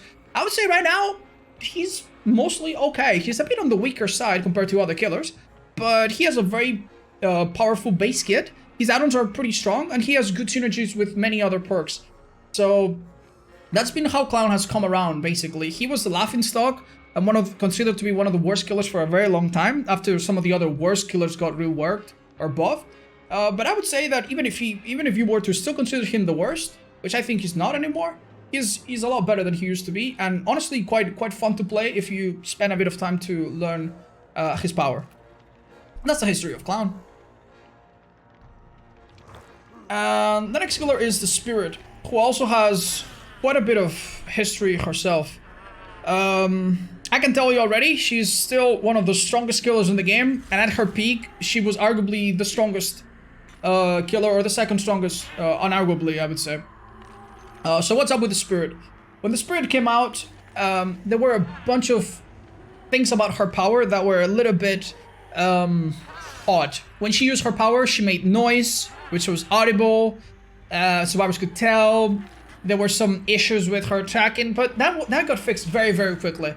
Very quickly after release, the Spirit was like game-breakingly strong on levels of pre-rework Nurse. And what makes her so strong was basically her add-ons, which are still pretty busted, but we'll get to that. And some of the mechanics that she had then that she doesn't have now. So back then, a survivor that would watch you vault a window would see no animation. I repeat, the Spirit had no vaulting animation. So if you were inside of Shack and the Spirit was standing still outside of the window, 1 second she could appear next to you because she was facing, or she could just appear in front of the window suddenly, because her animation was just like, I'm in one place, I appear in the other. So she could mind game you at windows by just standing still, which is really, really stupid. She could also mind game you anywhere by just standing still, which she still can do, notably. And that was pretty that was pretty messed up, not gonna lie. And she also had collision while she was using her power. So a Spirit would use her power on a loop, and let's say that you had Iron Will, or you were not injured, right? And you successfully tricked her into thinking that you went one way while you went the other. If at any point the Spirit walked through you, right now the Spirit would go right through you. Back then she had collision and would immediately notice you. So if you successfully tricked her, but she just happened by chance to bump into you, she would immediately notice you, and at that point she could stop and just hit you. And that was it. Her add-ons are now very, very strong, but she had 2 add-ons back then that were even more messed up than what we have now. The most notable one was the Prayer Breed Bracelet. This add-on right now is kind of gimmicky. It makes it so that when she uses her power, she's heard across the map, and it's kind of confusing. Still pretty decent. But what it used to do was very broken. It basically made her completely silent. Her power made no noise whatsoever. So at the start of the game, you could quite literally, don't forget that she has a smaller terror radius of 24 meters. At the start of the game, you could get to a generator, start working on the generator, hear absolutely nothing, and then whoop, the spirit would pull you out of the generator. And then she would put you on the hook. And then you would be unhooked, and you would be healed, and she could appear next to you and down you. Or you could go back to the gen and get pulled again. And there was no realistic way of knowing when this was going to happen. I don't need to tell you just how strong this is. Hopefully, if you go and watch some of the videos back then, you'll see what it was like. It was beyond broken. But that might have not even been the best add-on. Yeah, the best add-on was actually probably the Yakuyoke Amulet. This Yakuyoke Amulet was a combination of 3 yellow add-ons. It took the duration buff from the talisman, the speed buff from the cap, and the activation... No, actually, and the recovery from the watch. I think it did all these 3 things. So it was 3 yellow add-ons into 1 add-on. It made you basically better at everything. But because of a bug that we'll discuss in a second, this was way stronger than intended. And was basically stupid. So you could use this add-on by itself, with the prayer beats, with the daughter ring. You could use it with anything you wanted, with the activation, and it was just disgusting. Very, very disgusting. Luckily, Spirit, the Spirit was touched a little bit sometime back, and she's still a 3-star killer. She's still very, very strong, one of the strongest by far. But some of these very obnoxious things were removed. She gained no collision, so now you cannot tell where a survivor is by just bumping into them. Her vaulting is now the same as other killers. It's the same speed and it has an animation, so you cannot longer fake it. And her add-ons that we discussed were basically gutted. And now they do different things that are strong, but not to the level of before. Still, the Spirit remains really, really powerful. One of the things that really makes her strong is that her duration add-ons are basically bugged. This one's right here. I also believe that the Wakizashi Shaya was nerfed. Yeah, this add-on used to be able to make you go even further, if I recall correctly, but that might be my memory. But the duration add-ons not only increase her duration, they also increase her recovery. So back then, you basically had an add-on that gave you extra speed, extra duration, and twice extra recovery. I don't need to tell you how strong that was. From the sound of it, I'm pretty sure you can guess. So yeah, Spirit was broken. She continues to be really, really powerful, but at least, you know, it's not as bad as she used to be. Next up is Legion. And Legion also has been broken, but not in the fun kind of way. So when Legion was released on the PTB for the first time, he had the very nasty ability. Oh man, how do I put this? To make anyone bleed out, right? He was 110 killer, or they were 110 killer, as opposed to 115, which is the current. They had a smaller terror radius as a result. When they used their power, if they swing, they didn't lose the power. In fact, swinging made you faster. So one of the strats that you could do with Legion was just like swing to catch up to a survivor. And what happened when you hit them is they went into the bleed out timer, same as now. But it didn't work out. It didn't work out the same way as before. Basically, you could hit them a second time, and that would remove a chunk of their bleed out timer again. And as long as they were not in chase, this bleed out timer would be paused. But if they were not in chase, the bleed out timer would go down. This is why later they changed it to making it so that if you're in the terror radius, this wouldn't work, as we explained earlier with Freddy, right? So basically, the way to play Legion on the very first PTB was to find a survivor, hit them with your power, hit them again, they speed off, look at the ground, and follow the blood, do not look at them so that the chase doesn't begin, and then they would bleed out. And then they would go down in, you know, more or less time. And that was really, really stupid. He wasn't great at chase because he was a 110 killer, but he could get people injured quickly, multiple of them, and then do this to one of those people, which is really upsetting. However, the survivors had a bit of counterplay. The survivors could, if the killer was dropping chase, the survivors could drop a pallet or vault to save window and then start to mend. Start to mend. And if they did really, really well, they could basically counter it. Problem. This was on the PTB. When the Legion released, they did not listen to any of this, and they made it so that mending no longer paused the bleed out timer. So you could do the same thing that I just explained, and if the survivor started to mend, it was often too late. So they could mend, but the bleed out, they made it even worse. And that's the Legion that everybody remembers. The broken, annoying Legion that could make anyone bleed out. The two main ingredients to make this happen were these two add-ons. These two purple add-ons. The Frank's Mixtape and the Stab Wound Study. They did the same thing they do now. They reduced the timer, and with this, basically, 2 stabs or 3 stabs and you were out. Because your bleed out was very, very short. And the hit from your blade would make it go down quicker and stuff. So, basically, that was it. It was really, really, really, really bad. The developers eventually were like, okay, we're gonna rework how bleeding out works, and then the Legion won't be able to do this anymore. And to make out for this, we're gonna make the Legion 115 and give them normal terror radius. And after that, Legion was... on release, I would say that Legion wasn't even that strong. He was just annoying. And after that, Legion... after they made them 115 and removed this exploit, this gameplay thing, basically Legion was just a very normal killer with not a lot of strength. He was 115. He didn't have a lot of things going for them. Basically, what you could do back then, his special attack was considered a basic attack. So you could do things like put on Sloppy Butcher and save the best for last.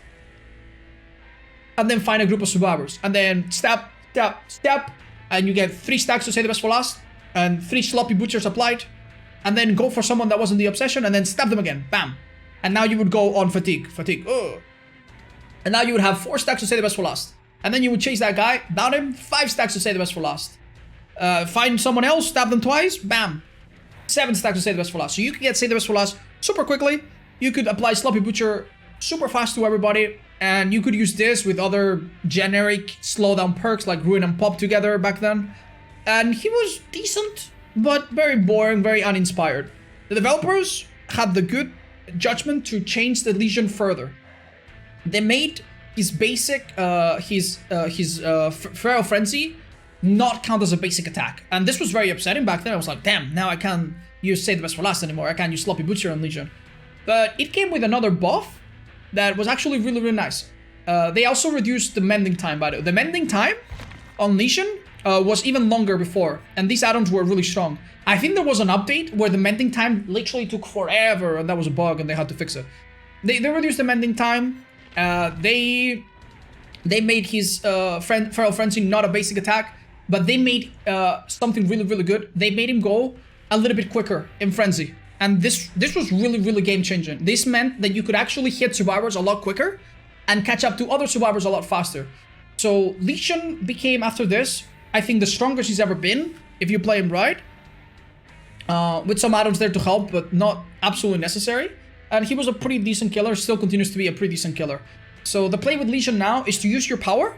Since you're so fast now, survivors cannot loop you multiple times. You'll catch up to them. You can vault the pallet if they drop it. Hit a survivor, hit another survivor, hit another survivor, get them all injured. They now have to mend. They can heal, but, you know, it's a waste of time. And then when they're all injured, focus on one, do a good mind game, get rid of some pallets, and keep the pressure up. And Legion's now been the best they've ever been, and the most balanced and the most fun, hopefully, to play as and to play against. And that's the history of Legion. There was also a patch where they accidentally reintroduced the old Legion. And for like 1 week or something, you could still basically do the same thing as before, but that was taken care of. And eventually, mending was made so that if a survivor keeps running, mending the deep wound timer doesn't go out. And that finally fixed all the issues that we had with Freddy, with Legion, up until that point. So that was a really good move by the developers. Next up, we have the Plague. And the Plague has been... she hasn't changed very much, I would say, since release. She basically has had 2 stages. So the Plague, on release, started with 6 fountains, and all of the fountains were clean. They were all clean running water. So she had to go out of her way to infect many survivors, and then pressure those survivors with her own gameplay, so that they would cleanse, and if they cleanse, she would drink from these red corrupted fountains, and then she had a really, really strong power. Problem. Sometimes survivors make it really hard for you to infect them, and once you do infect them, sometimes survivors just don't cleanse. People figured out pretty quickly that being constantly injured against Plague is way better than giving her power. Her power is so strong and so oppressive that it's typically way better to just get infected, stay infected. At this stage, I would say that the Plague was fairly okay-ish. But, you know, nothing crazy because of this, right? Especially without add-ons. So they would just stay injured the whole game, and then at the end of the game, if they had to, maybe they would cleanse when the Exe gets her power. At that point, you couldn't really do anything. And it was a bit frustrating that her really fun, powerful, unique strength was just dictated by the survivors. The only way to play around this, which was pretty good, but still, the only way to play around this was to bring add-ons. You could bring the iridescent black incense, which makes it so that if everyone is injured, you get wall hacks on everyone, and that's really oppressive, and if they all stay injured, they're lost. And also you could use the apple add-ons, which are really, really strong, continue to be strong today, that made it so that you had default fountains on the map. And then you could go and drink from those, and even if the survivors didn't cleanse, you had that going for you. But other than these add-ons, the Plague was a bit rough in that regard. Now, at one point, some genius at behavior, I don't know who, but whoever it was, I love you, had the temerity, the crazy idea of saying, what if we just give the Plague 1 red fountain by default? What if out of the 6, one of them was just red from the start? Well, they did that, and then the Plague has been incredible ever since. Even without add-ons, the Plague now threatens to use her red puke from the very beginning.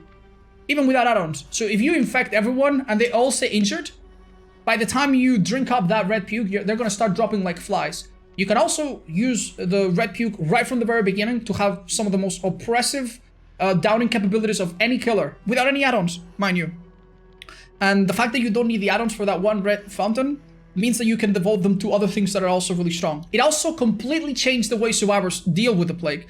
Again, sometime before this, survivors would typically never cleanse until they really had to. Now survivors, knowing that there's a risk that they might get absolutely spanked if they don't cleanse, they cleanse a lot more often, and as a result, you will have a lot more success drinking up from your fountains and getting them throughout the game. The Plague is not the absolute strongest killer in the game, but I think she is definitely in very close to the top in terms of being very strong, having a high skill ceiling, and everything around her kit is amazing. Her add-ons scale up well, they're very strong, her power is fun, it's interesting, it can be devastating if you use it right. Some weaknesses all around, but I think Plague is fantastic, and that little change was incredibly good. Hopefully we'll get some other good ones in the future. Next up is Ghostface, and Ghostface probably takes the cake for having the worst release on a PTB that I have ever seen. On release, Ghostface on the PTB was a complete mess.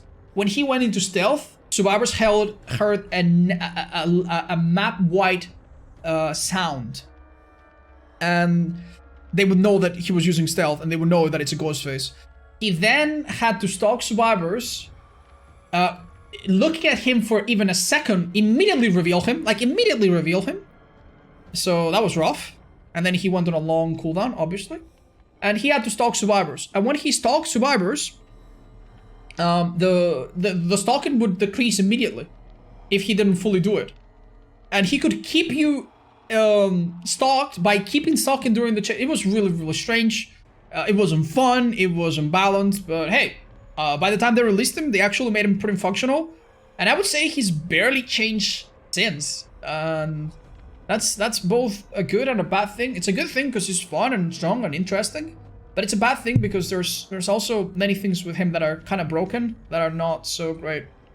So after they've released him officially, we basically have the same Ghostface that we have now, with all his strengths and weaknesses. Notably, I would say the thing about him that sucks the most is that his power has a 30-second cooldown, and the only way to make it better is with add-ons.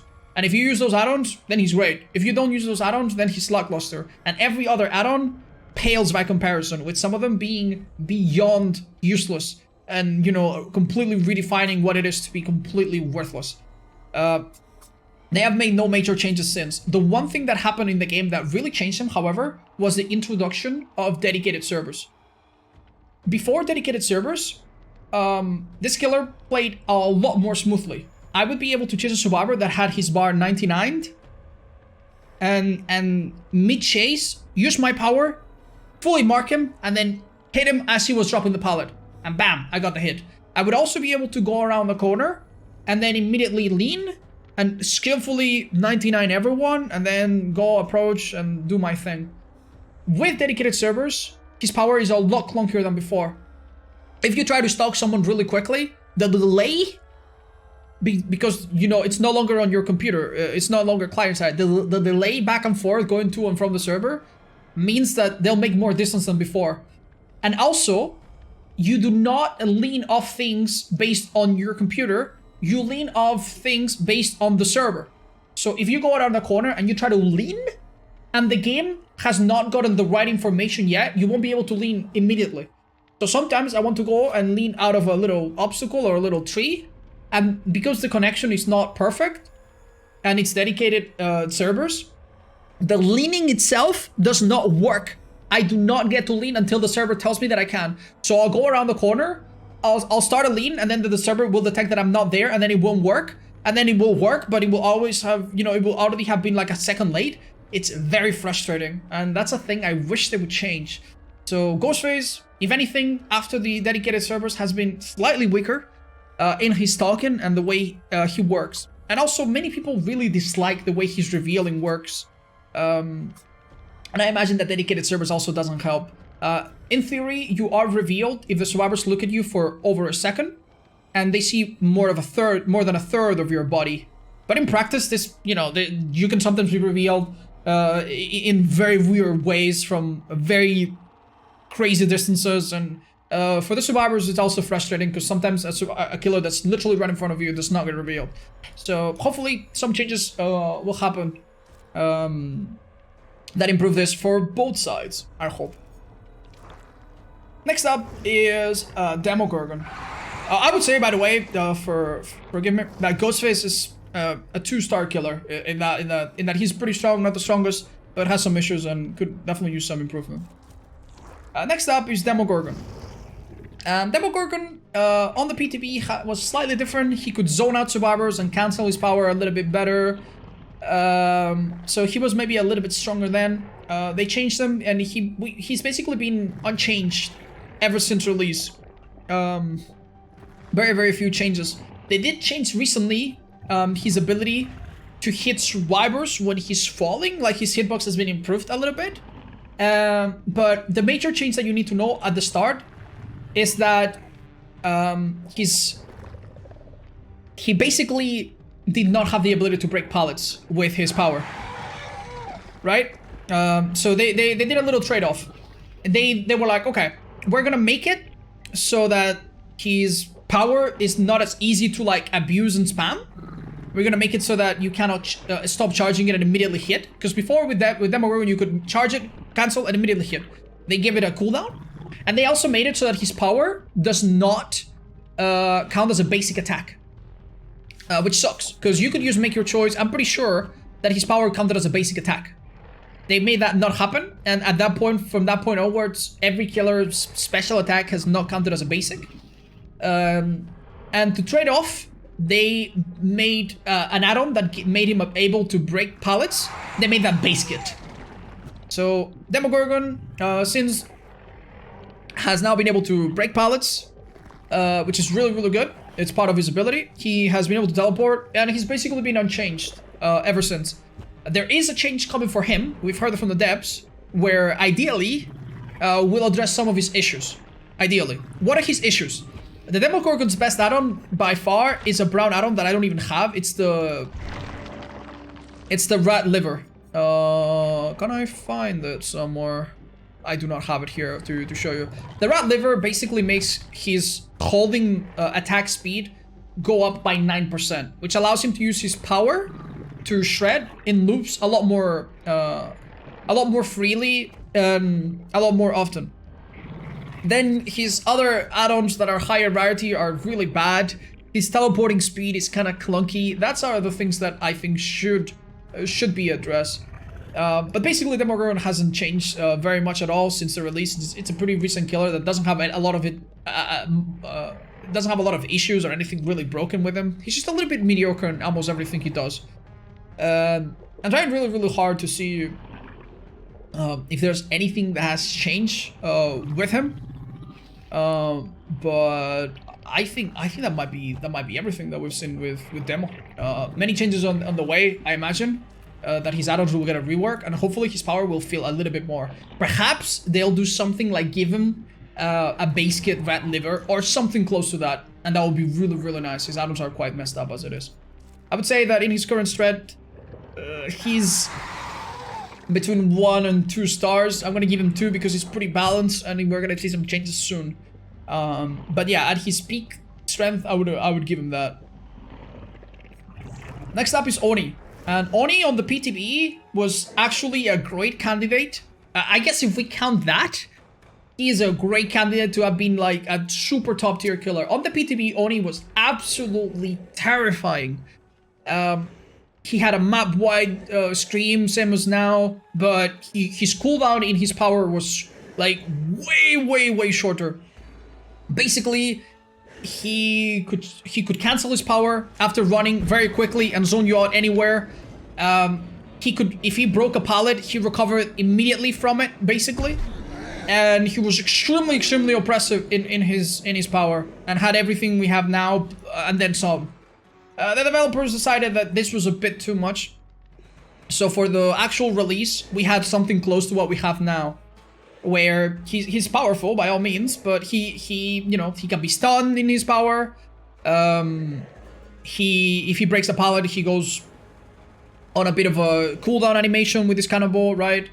And he doesn't, if he cancels his charge, his demon dash, he has a bit of a cooldown as well. He can like dash cancel, then dash, or dash cancel, then charge hit to down you. So they've made him a bit more balance in that regard. One add-on that you can use to know more or less what he felt like was the Scalp Top Knot. The Scalp Top Knot, it gives you a very fast charging speed, and that's basically what he felt like, but even more on the PTB. The developers realized that people were using his power in a bit of an unintended way. People were running in a straight line, and then at the end doing a flick with his power to hit people around corners. The developers then decided that this was not intended, that this was not cool, and they made him completely restricted to like a few degrees. For a few, and they made a patch to correct this. This fucking sucked. This was terrible. This was awful. Everybody hated it. Oni for a little while was pretty much dead, and nobody wanted to play that because, you know, the main way to use his power was basically gutted. The developers eventually caved in and realized that, okay, maybe this is a bit too powerful. So on release, Oni could basically do a flick in any direction. He could do complete 180s and hit anyone, and he was completely broken, right? And then they nerfed it to be completely worthless by making it just a few degrees turn. And I would say the first one was too strong, the next one was too weak, but what they did after was a good in between. Now the Oni, we got after that, we got the Oni that we have today, which basically can do like a 90-degree turn, basically, by default when he uses his power, and has an adequate charge up, an adequate cooldown, an adequate everything. And he's honestly very, very strong. The Oni is a very powerful killer, has defined weaknesses, defined strengths. Perhaps the only thing about him that kind of sucks is his add-ons are all over the place. Some of them are too strong, some of them are too weak, and they don't scale up very well.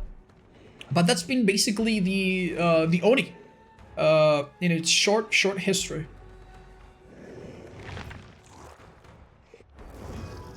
Next up is the Deathslinger, which I think arguably has barely changed ever since release.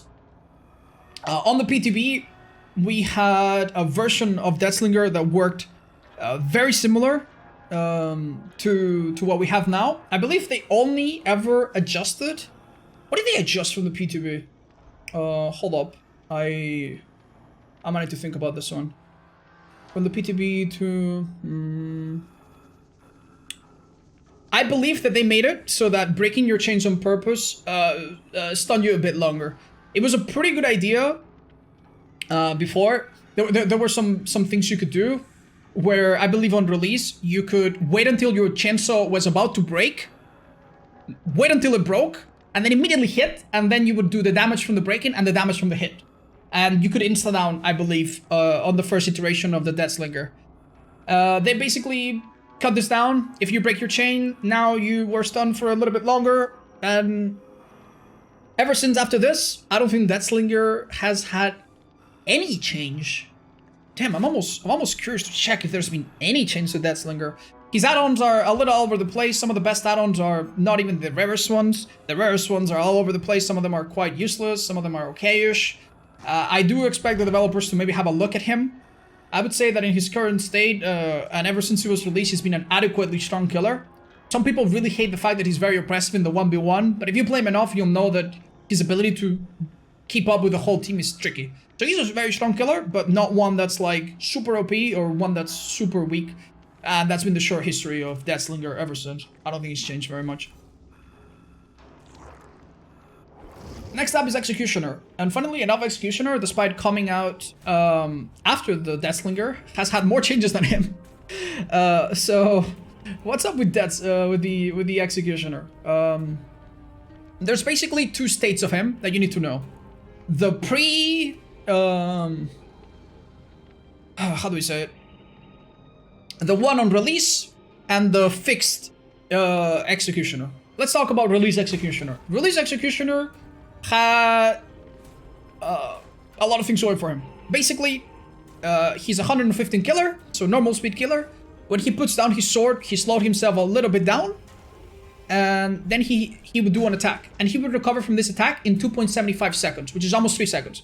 That's a heavy recovery, but you know, there were a lot of really good things going for him that made this not much of a factor.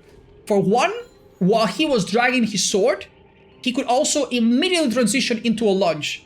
So basically, if I am chasing a survivor that's headed to a window, I will put my sword down, continue to chase, and if he goes through the window, I release my attack. Bam, he's hit. And if he doesn't go through the window and tries to dodge it, I'll just get closer and then transition from the dragging of the sword to a lunge. And this get hit if you do and get hit if you don't kind of deal was not very cool for the developers or the survivors. I personally liked it.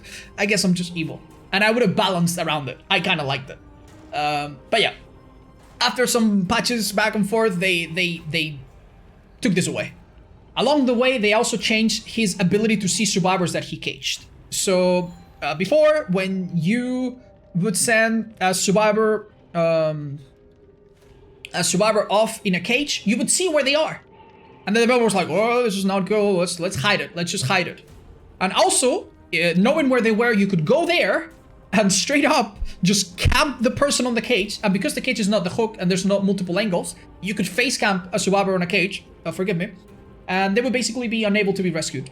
And that sucked. That was probably not a good thing.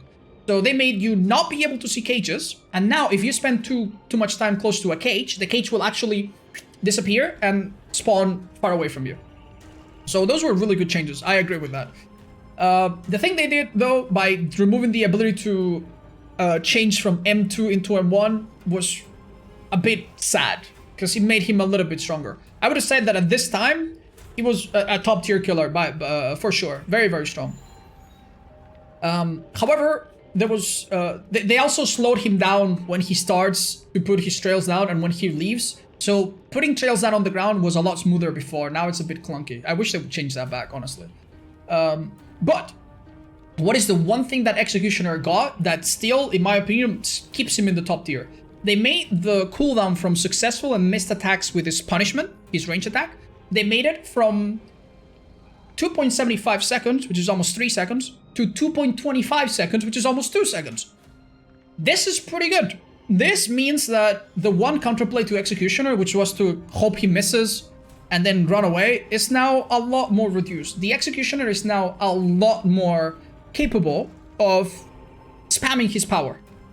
And you can do some very, very nutty things with this, where you hit a survivor that's cornered and then immediately hit him again before he can even make it anywhere.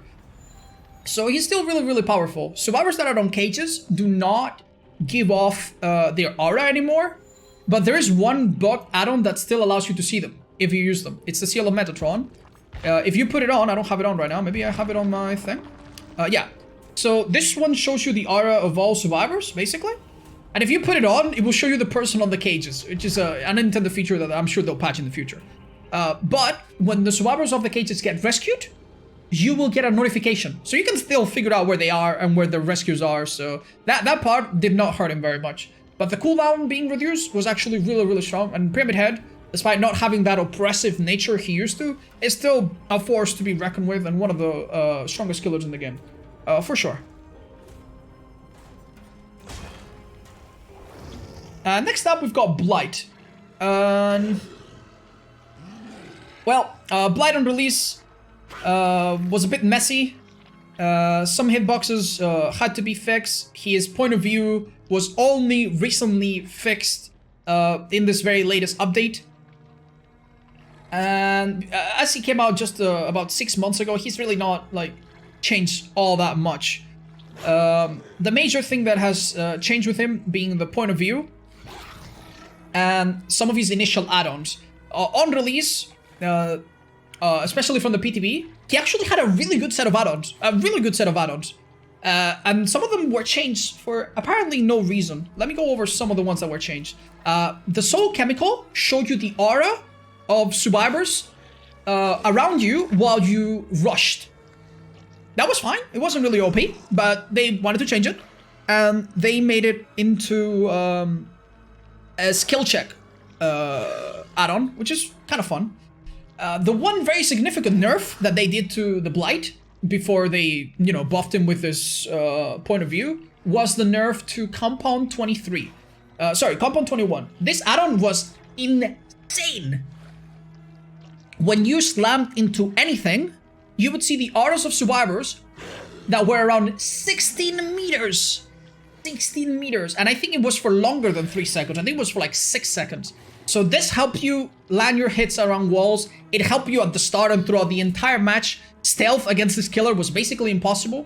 Even if you went into a locker and the killer bumped near you, even if he didn't see an aura, he would be like, okay, I'm getting points for this add-on because it gave you points. So why am I not seeing anyone? So he could deduce that you were in a locker, so there was really no escaping it. And it was really, really stupid. Especially for a green add-on, right? So they nerfed this add-on, rightfully so. There was also an add-on that still is very strong today called the Alchemist's Ring.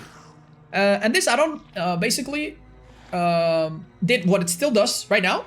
But if you hit someone, you get all of your charges back. So if you use your power and you hit someone after the recovery, you immediately can use it again. But this add-on was bugged, and it also had a second hidden side effect, where it made your charges recover much, much quicker, also like by default. So if you use your power successfully, you immediately get it back. And if you use your power unsuccessfully, you also basically immediately got it back, because this add-on was bugged. So yeah, that was a little bit crazy. These two add-ons together or by themselves were mega, mega busted, and they took care of that. But that's been Blight. Not a lot of changes since. And I would say that right now he's probably at his strongest. Maybe he could have been a little bit stronger when these add-ons were still busted. But even then, he's still a top tier killer. That can be very difficult to master, but once you do know how to play him and use some of the exploits around his flicks and stuff to make him be able to hit around corners, he's really, really, really powerful and as strong as killers get, pretty much. Next up, we've got our next to last killer, the twins. The twins, they had a rocky release. They got some changes, and they are still honestly in a place where they're likely to be changed in the future. So the twins on release were a laughingstock for many people. I don't think they were super terrible, but there were many things wrong with them. Basically, if you went into a locker, Victor could never be able to pull you out, ever. He just did not have that ability. So going into a locker, immediately counter Victor. And then when they switched, you could just come out and do whatever. Victor also was a little bit slower when he charged his pounds. Right now, Victor moves at 150, which is as fast as a sprint bursting survivor, pretty much. And he charges his attack really quickly. So he's a bit like Demogorgon, where he charges his attack and catches you almost no matter where. But back then, his charge up was a little bit slower. So this meant that if you had a round short loop like a rock, you could go around it and keep going around it and keep going, and Victor would never catch you. He would catch you with his speed, but then when he began to use his power, he would be slowed down so much that you would just keep going around. So Victor was basically unable to catch you in many situations. And the transition from Victor to Charlotte was kind of buggy, kind of slow. And it really wasn't, like, there were also a lot of bugs with Victor flying in the air. He would be stuck on the ground. This is not really intended gameplay, so we're not going to consider it in terms of strength. But back then, the twins definitely had a lot of issues. By the release, these issues were still all there, basically. But shortly after, with some fixes, many of these issues were corrected. Victor can now hold survivors in a locker. The transition between going to Victor to Charlotte was much better. Their add-ons are actually really strong overall. And if you play them a bit scummy, these killers are actually fairly strong. And I would say that right now they're the strongest basically they've ever been. And they're very, very powerful. You can still leave Victor on a hook, put someone on that hook, and Victor is basically camping for you, and you can switch to him with no problems. Once the survivor is on a hook already, you won't be able to switch or control Victor near it. If you're near it or Victor's near it, you cannot switch back and forth. But before the hook happens, you can totally do it. And this is something I expect will change in the future. So yeah, very, very buggy. Still very powerful. I imagine some changes will happen. Victor now doesn't have that slowdown anymore, so he can catch people a lot easier as well on short round loops like the ones we described. So these killers are very unpopular. I don't see them very much, but they're definitely very, very strong. And I imagine some balancing will need to happen around them. And after the Twins boys, we have the Trickster that just came out. And I also think he's headed for some changes. He's not completely terrible, but he's quite weak, and many things are wrong with him. Namely, he's a 110 killer that struggles to catch survivors normally. And typically other 110 killers like Hack, they have powers that change their mobility that are really, really threatening. This killer's power is really not that strong. It takes a lot of knives to down survivors. You need continuous line of sight. If they constantly hug things tight and there's lots of walls, you will not get to down them. He has a power-up called the main event where he goes nuts with the knives. And it's really not great. On the PTB, this killer was roughly the same, but he had some other things going for him. He had an add-on, the ricocheting blades one, the trick blades, and this add-on made it so that if you ricochet a blade and hit a survivor, it deals double damage. And there's a very easy exploit and trick, which is chase a survivor, and instead of shooting at the survivor, shoot at the ground immediately in front of you, and then it bounces off, hits the survivor, and deals double damage. So with these trick blades, you could basically chase a survivor and go boom, boom, boom, boom, and they will down really, really quickly. And that was pretty messed up. They removed that, which is a good thing, but the killer is still a little bit lackluster. His main event now locks him in place and makes him go out of fire. It doesn't consume any ammo, which is cool. And he goes out of fire, you don't need to hold it, which is cool, but you do not have the ability to stop it or move fast. You're still very, very slow. And if the survivors have a tree or something and they hide a little bit, you're basically useless. So this killer, I would estimate a couple days after the official release, will probably get a rework. As it is right now, he's one of the weaker killers, I'm afraid. They could fix him in a number of ways. The easier one that they might go down that route is just to make him 115, so that in the places where his power doesn't really help, he can just be a normal killer, and that would be totally okay. They might also go a different route and change something else about his power. But if they make him 115, maybe make his power the main event, something that you can hold on to. Like Myers can hold on to his power, Oni can hold on to his power. I don't see why this killer has to use it immediately when he gets it, otherwise he loses it. So if they improve some of these things, Trickster will be okay, and I'm sure in the future we'll speak about him positively, because everything else about this character is pretty cool, including the perks. And with that, we have covered in a little over 2 hours basically every change that's ever happened to some of these killers.